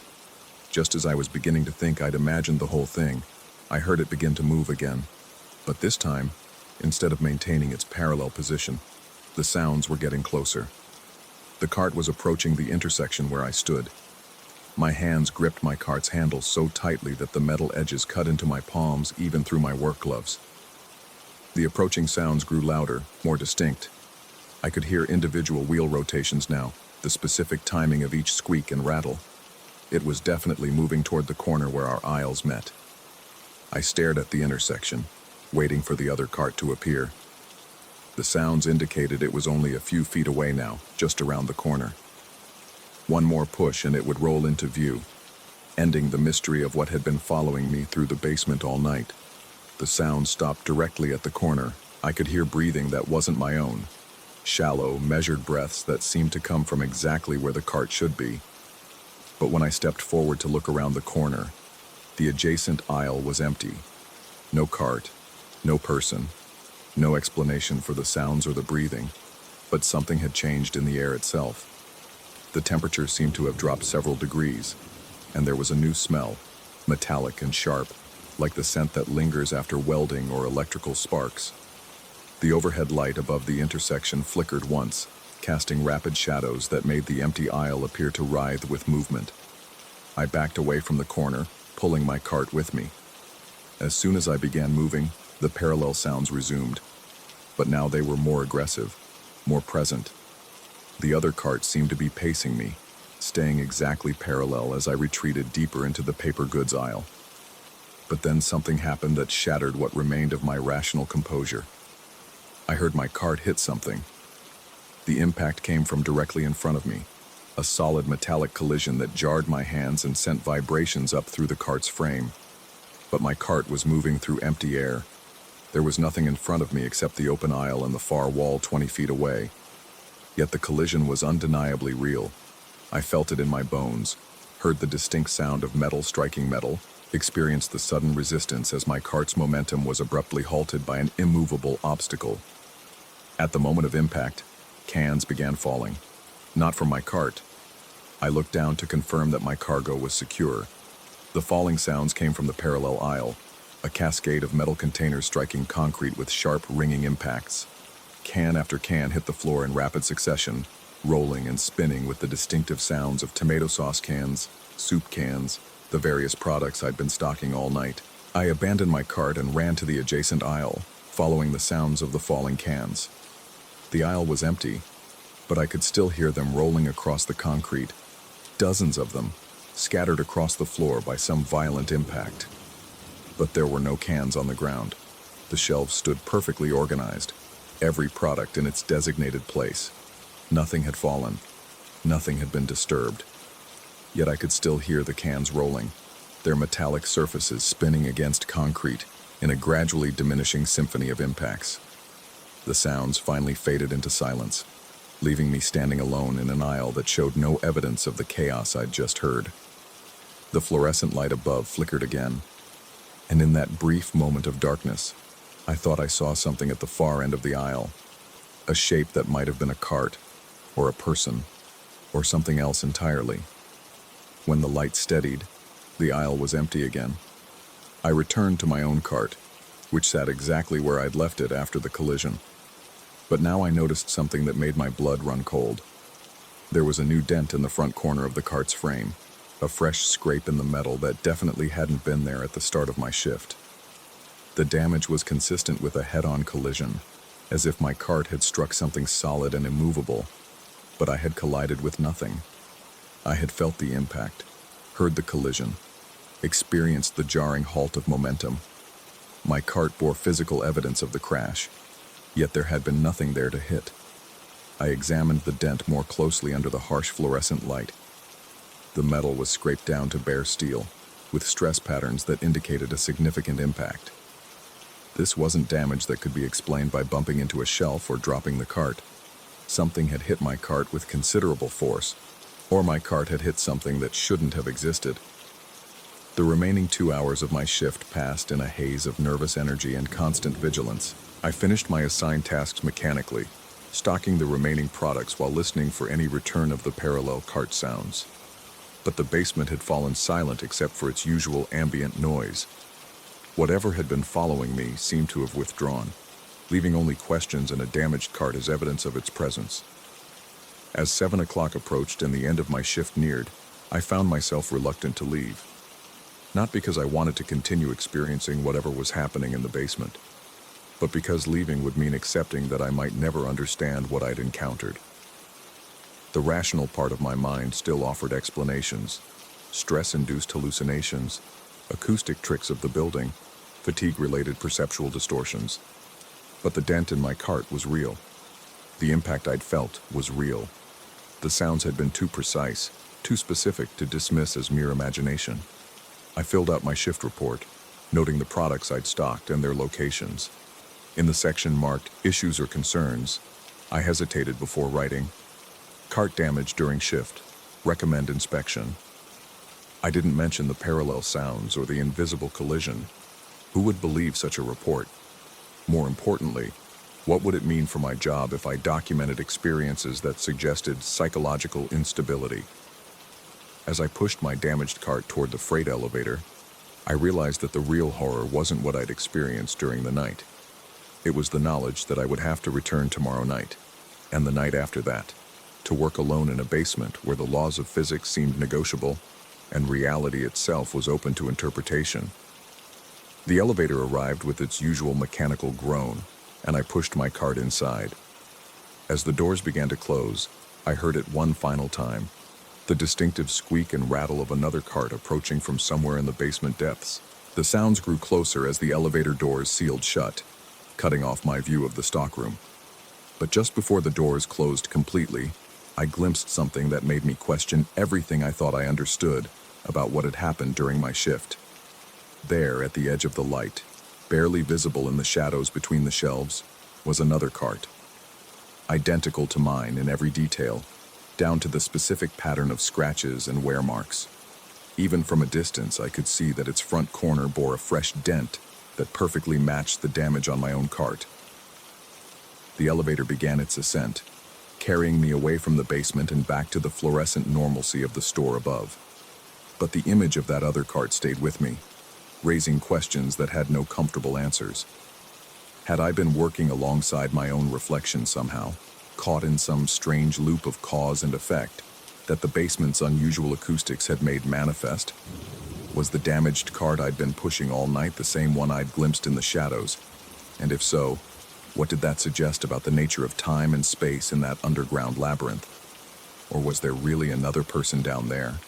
Someone working a parallel shift with identical equipment, and we'd been unknowingly mirroring each other's movements through the maze of shelves and corridors?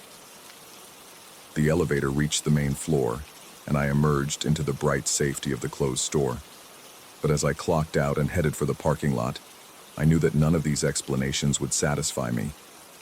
Tomorrow night, I would descend those 43 steps again, push my cart through the same aisles, and listen for the sounds that might or might not return. Because the most disturbing possibility was one I hadn't allowed myself to fully consider.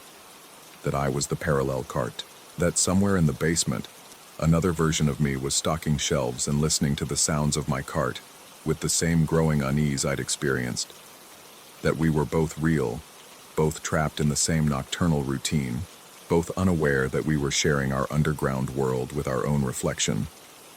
The thought followed me out into the pre-dawn darkness, where the normal world waited with its predictable physics and reliable cause and effect relationships. But I knew that when night fell again, I would return to the place where such certainties dissolved, where the sound of rolling wheels might echo back from dimensions I couldn't see or understand. And somewhere in that basement, my cart, or another exactly like it, would be waiting.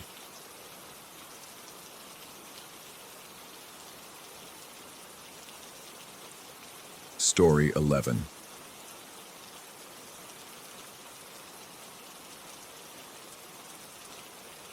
The smell hit me before I even pushed open the bathroom door. Disinfectant. Sharp, clinical, but wrong somehow. Too concentrated, like someone had dumped an entire bottle of industrial cleaner into the cramped space.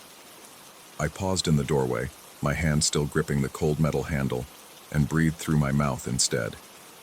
After 15 years of night shifts at Mercy General, I thought I'd grown immune to the hospital's cocktail of antiseptic odors, but this was different. This made my sinuses burn and my eyes water.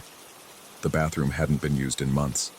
Hospital administration had sealed it off after the renovation budget got slashed, leaving this relic from the 1960s to gather dust while patients used the newer facilities down the hall. But tonight, making my rounds through the geriatric ward, I'd noticed the door standing ajar. Protocol demanded I check it, even if it meant breathing that nauseating chemical fog. I flicked on the light switch. The fluorescent bulb stuttered to life, casting everything in that familiar, sickly green tint that made even healthy people look corpse pale. The mirror above the cracked porcelain sink was fogged with condensation, despite the room feeling cold enough to see my breath. Strange. The heating had been shut off to this section weeks ago. The smell followed me as I backed out and pulled the door shut. It clung to my scrubs, my hair, the inside of my nostrils. I made a mental note to report the incident to maintenance in the morning, probably a broken pipe or chemical leak. But as I walked back toward the nurse's station, the odor seemed to intensify rather than fade. Mrs. Patterson in room 314 was sleeping peacefully when I checked on her, but I could swear the antiseptic stench had followed me inside. I adjusted her blankets and noted her vitals, trying to breathe through my mouth, but the chemical burn in my throat was getting worse. When I stepped back into the hallway, I nearly collided with Dr. Hensley making his own late-night rounds. "Everything all right, Marcus?" he asked, noticing how I was rubbing at my nose. "You look like you've been crying." I explained about the bathroom, the overwhelming smell, but his expression remained neutral, professional. He suggested I might be coming down with something. Sinus infections could make people hypersensitive to odors. Maybe I should consider going home early. But I couldn't leave. Short-staffed as always, my departure would mean Sarah had to cover the entire wing alone, and she was already pulling a double shift. So I accepted his explanation, took some ibuprofen from the supply closet, and continued my rounds. The smell faded over the next hour, enough that I almost convinced myself Dr. Hensley was right. Sinuses, stress, too many consecutive night shifts. But when I passed that bathroom door again around 3 a.m., I could smell it seeping through the cracks like invisible smoke. This time I didn't hesitate. I pushed the door open and stepped inside. The mirror was completely fogged now, condensation beating and running down its surface in rivulets. But as I watched, the moisture seemed to shift, gathering in places, thinning in others. Letters began to form in the fog, spelled out in the clear spaces where condensation had been wiped away. WASHME. I stared at those words for a full 30 seconds, my heart hammering against my ribs. The fluorescent light buzzed overhead, and somewhere in the walls, pipes groaned and settled. But the letters remained, stark against the fogged glass. I reached out with a trembling finger and touched the mirror. The glass was ice cold, and my touch left a clear streak through the condensation.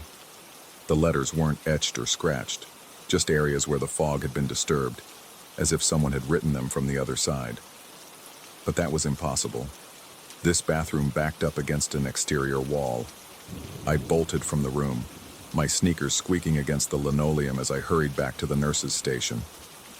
My hands shook as I logged into the computer and tried to focus on charting, but the words kept floating in my vision.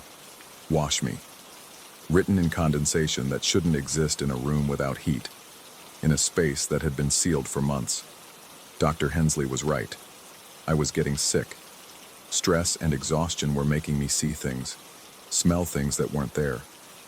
I'd worked too many shifts without adequate rest, and my mind was playing tricks on me. But the smell was back. It drifted down the hallway like a slow-moving tide, stronger than before. The chemical burn was so intense now that my eyes streamed tears, and I could taste copper in the back of my throat. I looked around for the source, checking supply closets, storage rooms, anywhere that cleaning chemicals might be stored. Nothing. When I returned to the nurse's station, Sarah was standing by the medication cart, sorting pills into little paper cups. "Do you smell that?" I asked her. She looked up, nose twitching slightly. "Smell what?" The disinfectant odor was so strong I could barely breathe, but Sarah showed no reaction. She went back to her pill counting, humming softly under her breath. "Marcus, you've been acting strange all night," she said without looking up. "Maybe you should take Dr. Hensley's advice and go home." But I couldn't leave. Not now. Something was wrong here. Something beyond exhaustion or stress-induced hallucinations. I needed to understand what was happening before I could rest. I made my next round through the ward, checking on each patient. Mrs. Patterson, Mr. Gonzalez, Mrs. Chen, all sleeping peacefully. But as I moved from room to room, I noticed something that made my blood run cold. Wet footprints. Small puddles of clear liquid marked a path down the hallway, starting from nowhere and leading toward that sealed bathroom. The spots were roughly the size and shape of shoes, spaced like someone walking with purpose. I knelt beside the nearest puddle and caught that familiar chemical smell, concentrated enough to make me gag. The liquid was eating into the old wooden floor, leaving dark burn marks in the shape of footprints. I followed the trail, my heart pounding so hard I could hear it in my ears. The footprints led directly to the bathroom door, which stood open again despite my certainty that I'd closed it. The fluorescent light was on, casting that sickly green glow into the hallway. More letters had appeared on the mirror. "You cannot clean what you will not see." The words were larger now, more urgent, and the condensation seemed to pulse and shift as I watched. The smell was overwhelming, burning my lungs with each breath. I staggered backward, but more puddles had appeared behind me, cutting off my retreat. The chemical burns in the floor formed a perfect circle around my feet. "What do you want?" I whispered to the empty room. The mirror began to clear, revealing not my own reflection, but something else entirely. A figure stood behind the glass, pale, indistinct, but undeniably there. It raised one arm and pressed its palm against the inside surface of the mirror, leaving a handprint in the remaining fog. Then the lights went out. I fumbled for my phone's flashlight, my hands shaking so badly I nearly dropped it. The narrow beam cut through the darkness, illuminating the mirror. Empty now. No figure, no handprint, no condensation at all. Just my own terrified face staring back at me. But the smell remained. I ran from the bathroom, down the hallway, past the nurse's station where Sarah sat reading a magazine as if nothing had happened. The chemical burns in the floor were gone. The puddles had vanished. Everything was normal except for the nauseating stench that seemed to emanate from my own skin. In the staff restroom, I scrubbed my hands until they were raw, but the smell only intensified. I splashed cold water on my face, gargled with soap, even changed into spare scrubs from my locker. Nothing helped. The disinfectant odor clung to me like a second skin. Dawn was breaking when my shift finally ended. I stumbled out to the parking lot on unsteady legs, desperate for fresh air. But even outside, away from the hospital's recycled atmosphere, I could still smell it, still taste the copper burn in my throat. Dr. Hensley found me sitting in my car 20 minutes later, windows down, gulping at the morning air. "Marcus, you never left?" I tried to explain about the bathroom, the messages, the footprints, but the words came out jumbled and desperate. He listened with that same professional neutrality, then suggested I take a few days off. Stress leave. Maybe see someone about the hallucinations. He was right, of course. Everything pointed to a breakdown. Overwork, exhaustion, stress-induced psychosis. The mind playing elaborate tricks when pushed beyond its limits. There was no ghost in the mirror.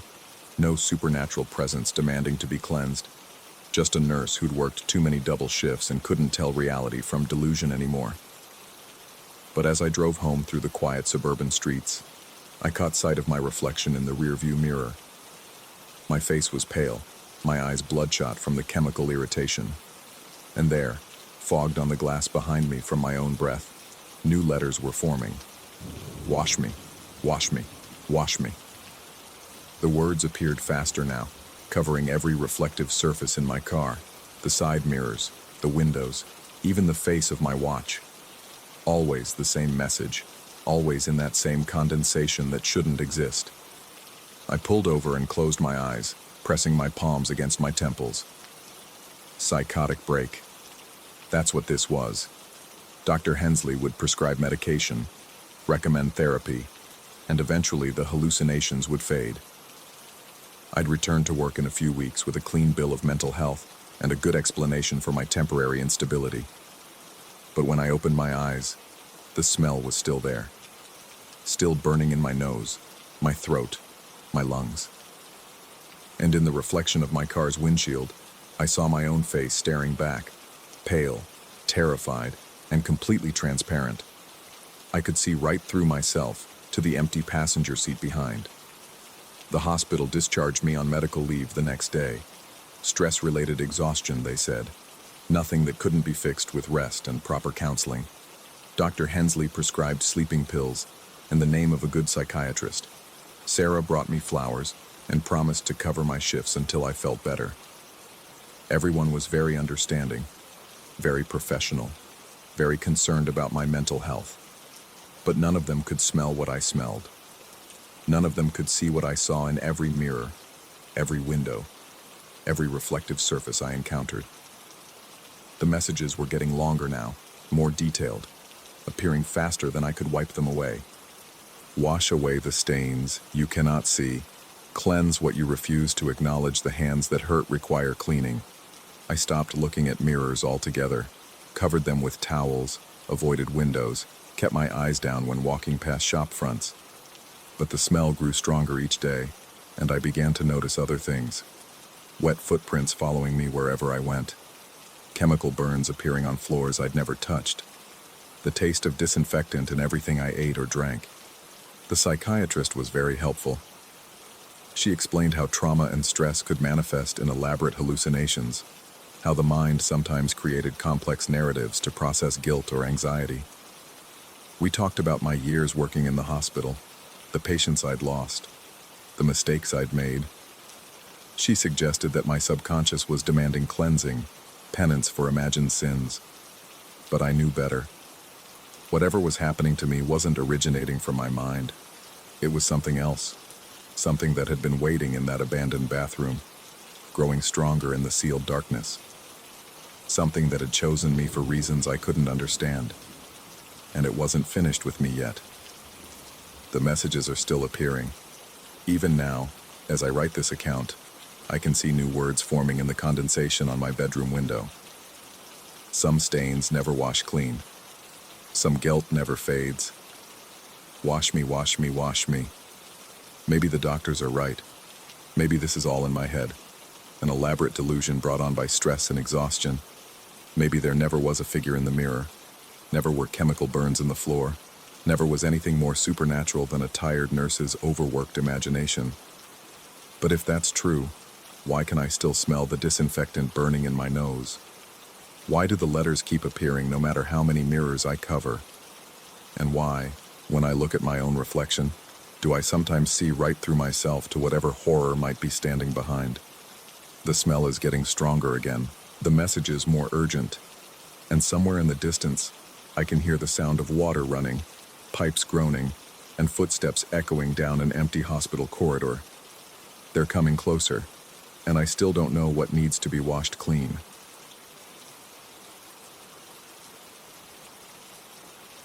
Story 12. The fluorescent lights in the restaurant's dining room buzzed with that particular frequency that always made my temples throb.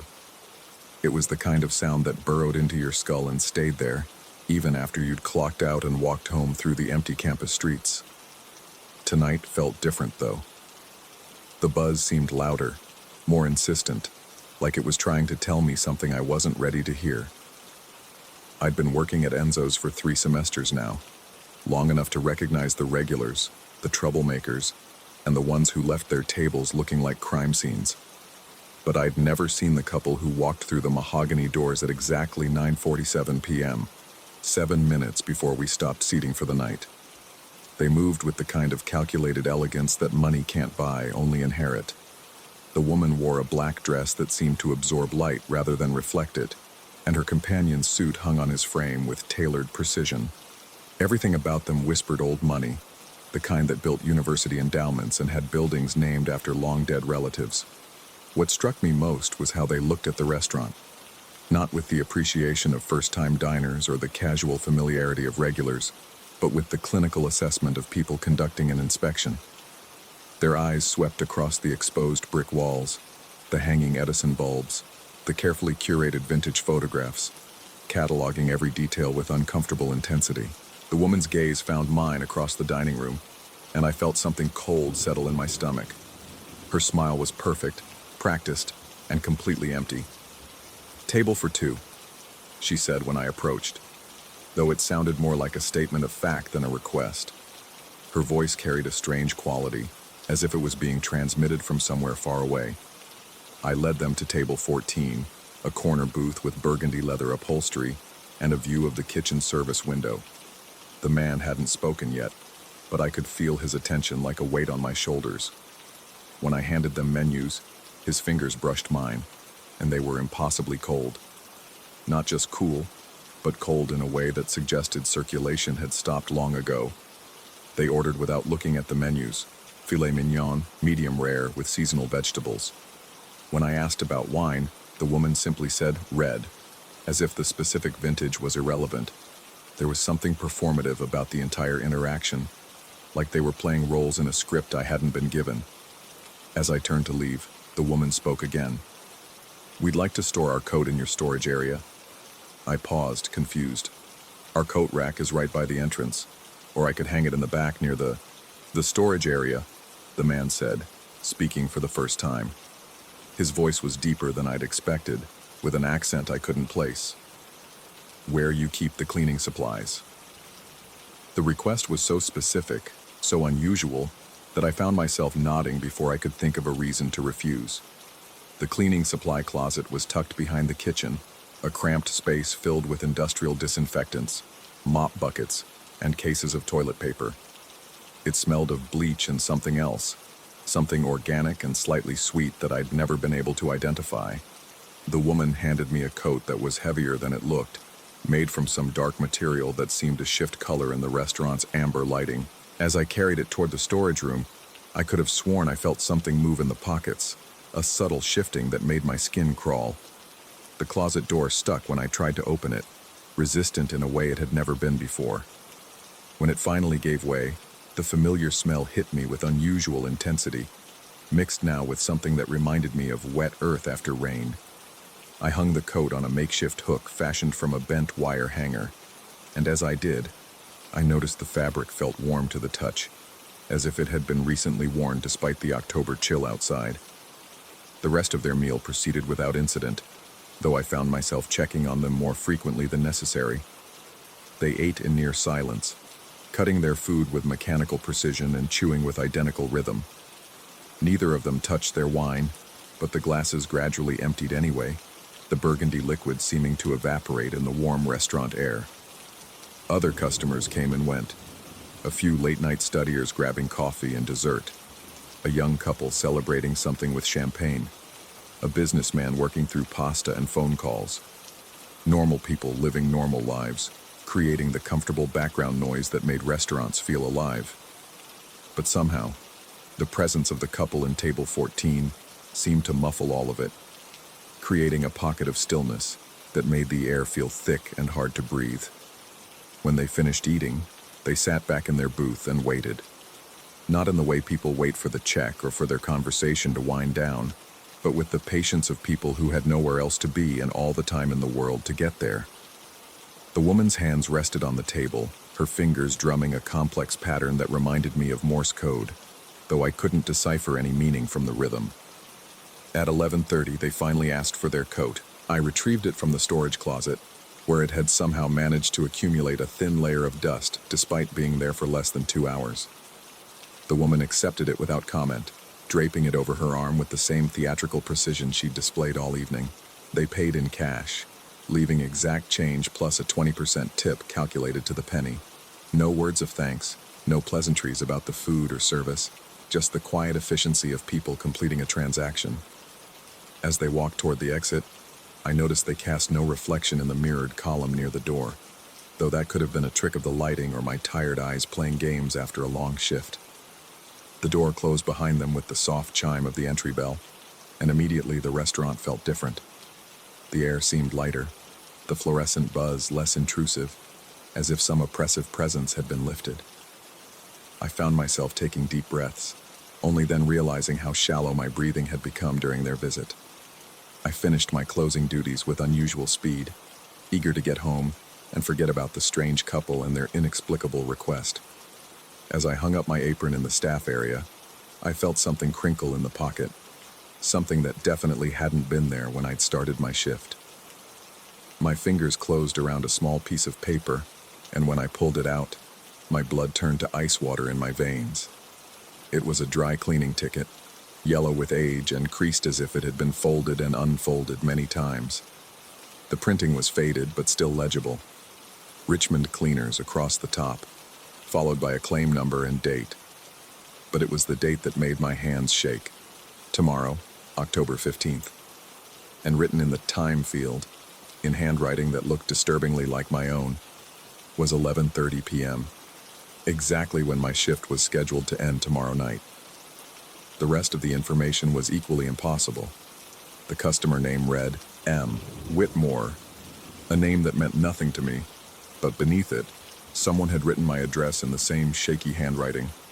Not my campus address, but my childhood home 3 states away, a place I hadn't lived in over 2 years.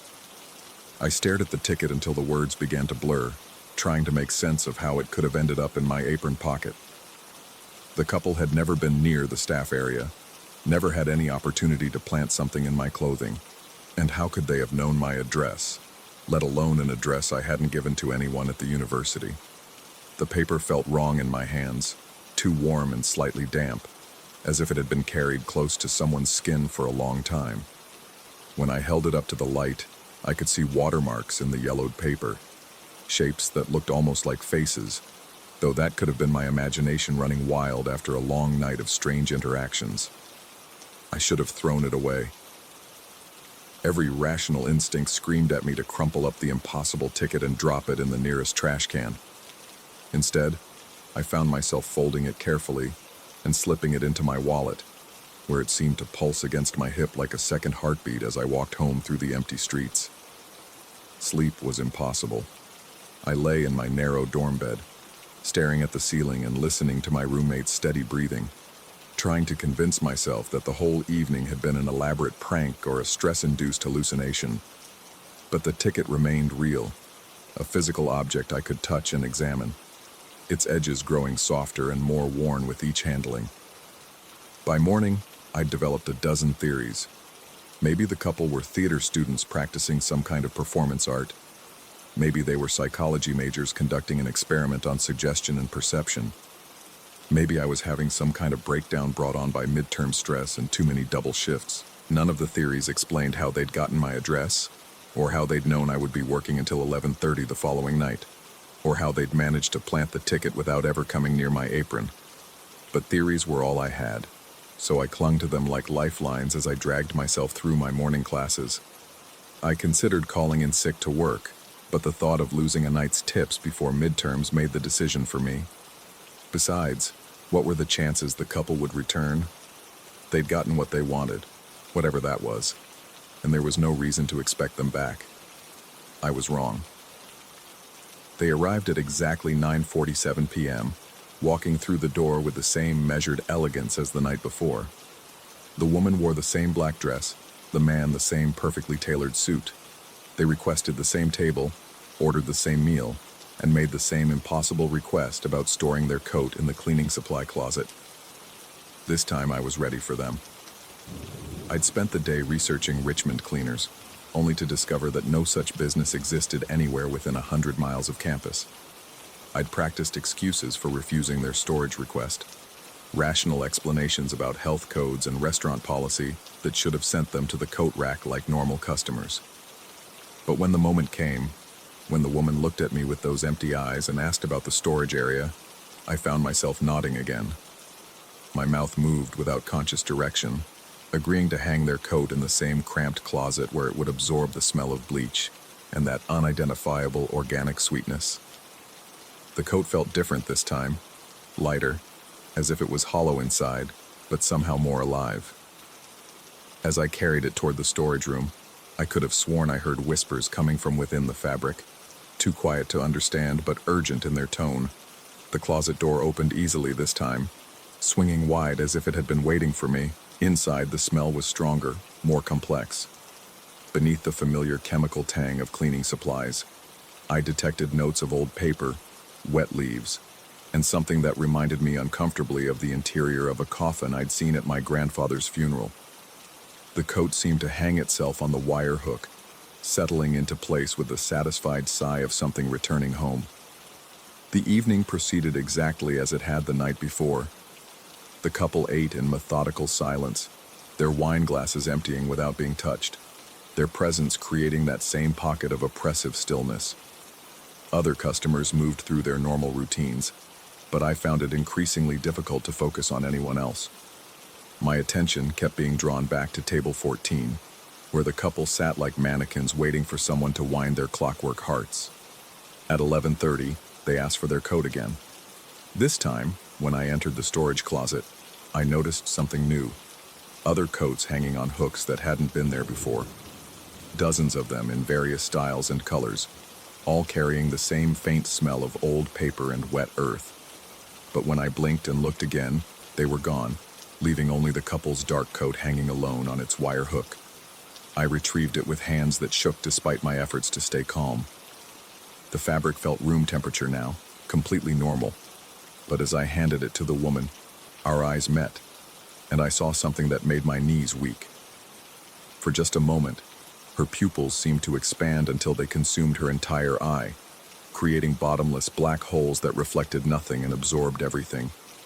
They paid and left exactly as they had the night before, but this time I was waiting when they reached the door. I watched carefully for their reflection in the mirrored column, ready to confirm or deny what I thought I'd seen. But as they passed the mirror, something even more disturbing happened. Their reflections appeared normal, perfectly ordinary, but they lagged behind their movements by a fraction of a second, like a badly synchronized movie. After they left, I checked my apron pocket immediately. Another ticket, identical to the first except for one detail. The date now read October 16th, still at 11:30 p.m., still with my childhood address written in handwriting that looked increasingly like my own. The pattern continued for the rest of the week. Every night at 9:47, the couple would arrive and request the same table. Every night they would order the same meal and ask to store their coat in the cleaning supply closet. And every night, I would find another ticket in my apron pocket, each one dated for the following day, each one adding another layer to the growing dread that had taken up permanent residence in my chest. By the fifth night, I was barely functional. My hands shook constantly. I'd lost weight I couldn't afford to lose, and my roommate had started asking questions about the dark circles under my eyes. I'd considered quitting, telling my manager about the strange customers and their impossible requests, but I knew how it would sound. Crazy, stressed, the ramblings of a college kid who couldn't handle a simple restaurant job. That night I decided to break the pattern. When the couple made their request about the coat, I would refuse. I would stand firm, follow normal procedures, and send them to the coat rack like rational customers. It was a simple plan, and it should have worked.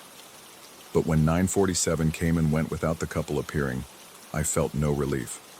Instead, a new kind of terror settled over me, deeper and more primal than anything I'd experienced during their visits. The restaurant felt wrong without them, like a play where the lead actors had missed their entrance. The other customers seemed flat and insubstantial, their conversations muffled as if heard through thick glass.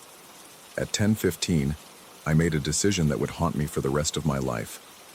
I walked to the cleaning supply closet and opened the door, telling myself I just needed to check inventory or organize the shelves. But I knew the real reason. I needed to see if their coat was there, hanging on its wire hook, waiting for them to return. The closet was empty except for the normal supplies, but the smell was stronger than ever. And there, hanging on the floor like it had fallen from an invisible hook, was another dry cleaning ticket. This one was different from all the others, older, more yellowed, with edges that crumbled when I touched them. The date was from 30 years ago, but the address was still mine, still my childhood home. The customer name read, Employee of the Month, and in the special instructions section, someone had written a single word in red ink, ready. I don't remember dropping the ticket, but I must have, because when I looked down, it was gone. In its place, the restaurant's computer system was printing receipt after receipt, each one identical to the tickets I'd been finding in my pocket. The printer ran out of paper, but it kept trying to print, making mechanical clicking sounds that echoed through the empty restaurant like bones rattling in a box. I reached over to turn off the machine, and that's when I saw the final ticket. It was different from all the others, printed on the restaurant's normal receipt paper instead of the yellowed dry cleaning forms. But the information was the same. My address, tomorrow's date, 11:30 p.m. Only this time, instead of a customer name, it simply read, Delivery confirmed, in large block letters. I tore the paper from the machine, and as I did, something impossible happened. Every screen in the restaurant, the point-of-sale terminals, the kitchen display monitors, even the digital clock above the coffee station, flickered and went dark. For a moment, the entire building was silent except for the sound of my own ragged breathing. Then, one by one, the screens came back to life. But instead of their normal displays, they all showed the same thing. A single line of text that repeated endlessly across every monitor in the building. Thank you for your service. Please proceed to the designated pickup location. I'm writing this in my dorm room, though I'm not sure why. My shift ended 3 hours ago, but I can still smell bleach and wet earth on my clothes. The ticket is in my wallet, growing warmer by the hour, and I can feel it pulsing against my hip like a countdown timer. Tomorrow night at 11:30, I'm supposed to finish my shift and go home. But I don't think that's what's going to happen. I think I'm going to find myself walking to an address I haven't lived at in 2 years, carrying something that belongs to people who might not exist, following instructions I never agreed to receive. The strangest part is that I'm not fighting it anymore. The terror is still there, but it's mixed with something else now, a kind of resigned curiosity about what happens next. Maybe that's what they were counting on all along. Maybe that's how they've always done it, wearing down their chosen employees one ticket at a time until resistance becomes impossible. My roommate is asleep, and the dorm is quiet except for the usual sounds of students living their normal lives. But I can hear something else now, something that wasn't there before. The soft chiming of the restaurant's doorbell, even though I'm 3 miles away from Enzo's. It's getting louder, more insistent, and I think it's calling me back. I need to go now.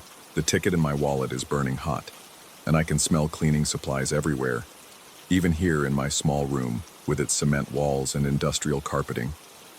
I can see my reflection in the window, but it's moving just a fraction of a second behind my actual movements, and I think I understand now what that means.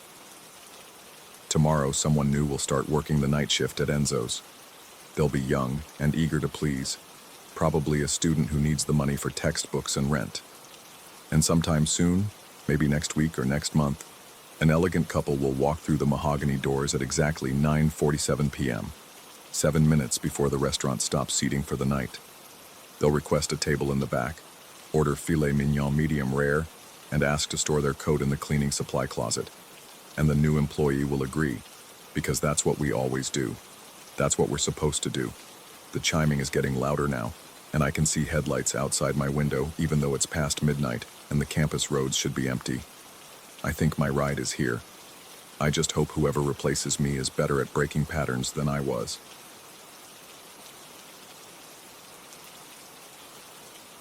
Story 13. The first time I heard it, the sound crawled up my spine like ice water finding every vertebra. Sharp, metallic, insistent. A vintage alarm clock from decades past. The kind that could wake the dead with its mechanical fury. But here's the thing. I was standing in Container 47, and Container 47 was supposed to be empty. The shipping yard stretched around me in the pre-dawn darkness, rows of steel boxes stacked like dominoes against the horizon. My flashlight beam cut through the humid air, revealing nothing but corrugated walls and the faint smell of rust. Yet that alarm kept shrieking, somewhere in the darkness ahead of me. I'd been working security at Meridian Shipping for 8 months, walking these same routes, checking these same containers. Nothing ever happened here. Nothing ever could happen here. Just metal boxes filled with automotive parts, electronics, sometimes nothing at all. But that sound, it belonged in a different century, in someone's grandfather's bedroom, not echoing through the hollow chambers of industrial cargo. My boots clanged against the metal flooring as I moved deeper into the container, following the sound. The beam of my flashlight danced across empty space until it found what shouldn't have been there. A small digital device mounted on the far wall, red numerals glowing like angry eyes. The vintage alarm sound was coming from speakers built into its sides, but the display showed something that made my stomach drop. 11:47 p.m. My watch read 2:23 a.m. I reached for the device, my fingers finding a simple switch on its side. The alarm cut off instantly, leaving behind a silence so complete it felt solid. But the digital display didn't reset to zeros or flash 12 dard like you'd expect. Instead, those red numbers began counting backward. 11:46, 11:45, 11:44. The rational part of my brain started cataloging explanations.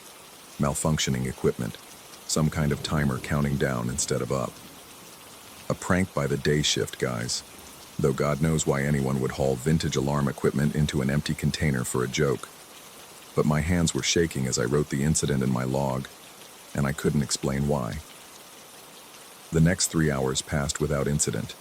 I completed my rounds, checked the perimeter, sat in the security shack drinking coffee that had gone cold while I wasn't paying attention. My report noted, equipment malfunction in Container 47, investigated and resolved. Though resolved felt like the wrong word entirely. At 5:45 a.m., as the first pale light began creeping across the yard, the alarm sounded again. This time I was in Container 23, halfway across the facility.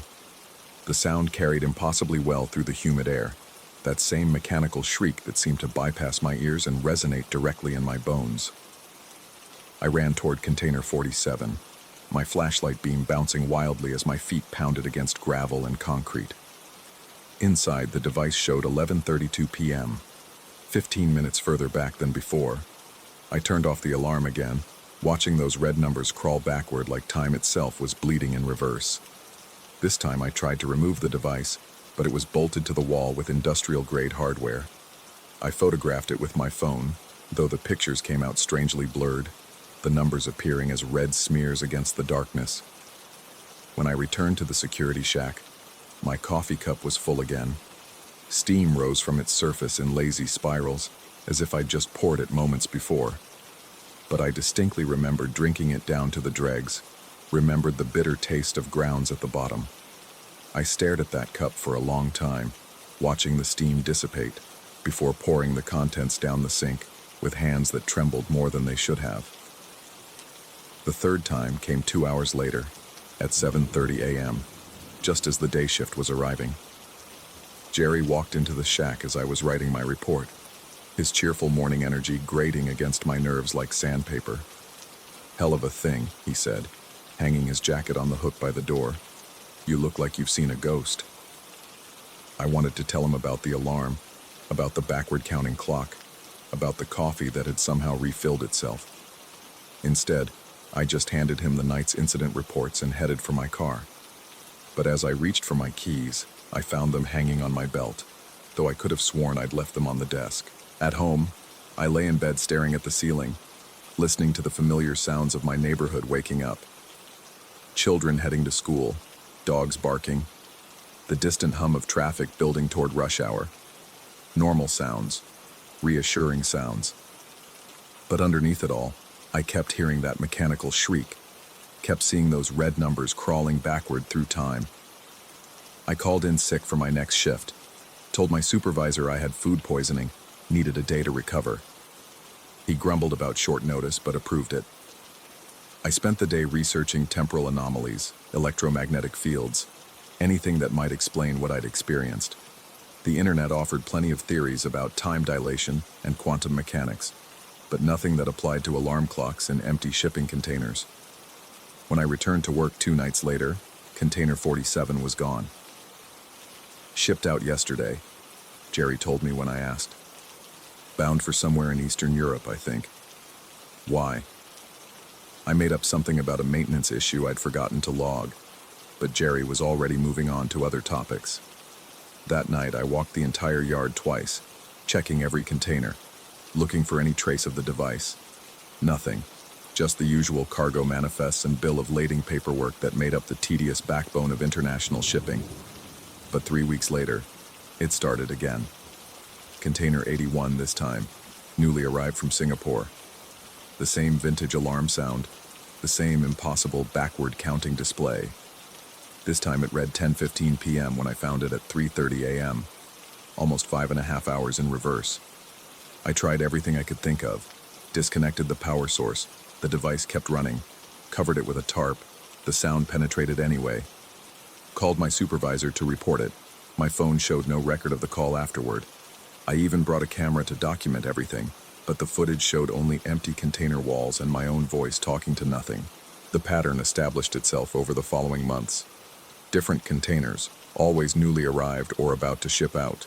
Always that same device mounted in precisely the same position on the far wall. Each time the alarm sounded, the display showed increasingly distant times in the past.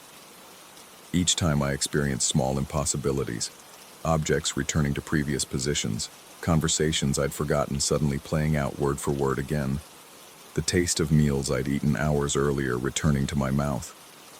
I started keeping detailed logs of everything, times, locations, the exact minute displayed on each device. I documented every cup of coffee that refilled itself, every set of keys that moved without explanation, every conversation that repeated like a broken record. The logs filled 3 notebooks, written in my own handwriting, though I couldn't remember writing half of it. The worst part wasn't the impossibility of it all. The worst part was how it started to feel normal. I'd catch myself checking my watch against that backward counting display, as if the device was keeping the correct time and the rest of the world had gotten it wrong. I'd pour coffee and immediately forget drinking it, then act surprised when the cup was full again.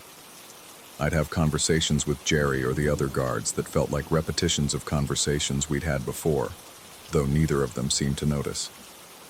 6 months in, the display showed 3:17 p.m. on a device I found at 2:45 a.m. the next day. More than 11 hours in reverse. That night, I watched my dinner cook itself backward on the stove, ingredients separating and returning to their original containers. I sat at my kitchen table and ate a meal I hadn't prepared, tasting flavors that belonged to yesterday afternoon. My reflection in the bathroom mirror looked younger. Not dramatically, but enough that I noticed. The gray creeping into my temples had retreated slightly. The lines around my eyes seemed shallower. When I smiled, I looked like myself from several months ago, back when I'd first started working at Meridian Shipping. I stopped calling in sick. What was the point? Time was flowing in all directions now, and my presence or absence seemed to make no difference. I'd show up for shifts I'd already worked, walk routes I'd walked before, write reports that documented events that hadn't happened yet. The devices multiplied. Container 47 returned, then disappeared, then returned again. Sometimes I'd find 3 or 4 in a single night, all counting backward at different rates, all shrieking that mechanical alarm at carefully orchestrated intervals. The sound became a soundtrack to my life, as constant and inevitable as my own heartbeat. I started to understand that the containers weren't random. They were all connected to me somehow, carrying cargo that existed in the spaces between moments, between the time I'd experienced and the time I was experiencing again. Each device was counting down to something, or counting back from something, measuring the distance between who I was and who I had been. Last week, I found a device reading 11:47 p.m., the exact same time as the very first one, 8 months ago. When the alarm sounded, I didn't turn it off. I stood there listening to that mechanical shriek and watching those red numbers crawl backward, wondering if they'd eventually count all the way back to before I'd ever heard the sound at all. The coffee in the security shack is always hot now. My keys appear wherever I need them. Jerry greets me every morning with the same cheerful energy, having the same conversations we've had before, though sometimes I answer differently just to see if anything changes. It doesn't. The only thing that changes is me, growing younger and more confused with each backward hour. Sometimes I catch myself in mirrors and windows, seeing a man I barely recognize, someone who looks like he's never worked a day of security in his life. The gray in my hair is almost gone now. The calluses on my hands from 8 months of industrial work have faded to nothing. Tonight, I'm writing this in a notebook that may or may not exist tomorrow, or yesterday. The distinction doesn't seem important anymore. The alarm is sounding somewhere in the distance, that familiar mechanical shriek that's become more comforting than disturbing. Soon I'll walk out into the shipping yard, following the sound to whichever container houses the next device. The display will show another impossible time, counting backward towards some moment I've forgotten or haven't experienced yet. I'll reach for the switch to turn off the alarm, and for just an instant, I'll remember what it felt like to believe that time only moved in one direction. Then I'll forget again, and the cycle will continue. And somewhere in the space between memory and anticipation, I'll exist exactly where I always have, in the backward hours, where the only constant is change, and the only change is the slow unwinding of everything I thought I knew about when I am. The coffee is getting cold. I should pour a fresh cup, though by tomorrow it will be hot again, and I'll wonder why I was worried about it cooling in the first place.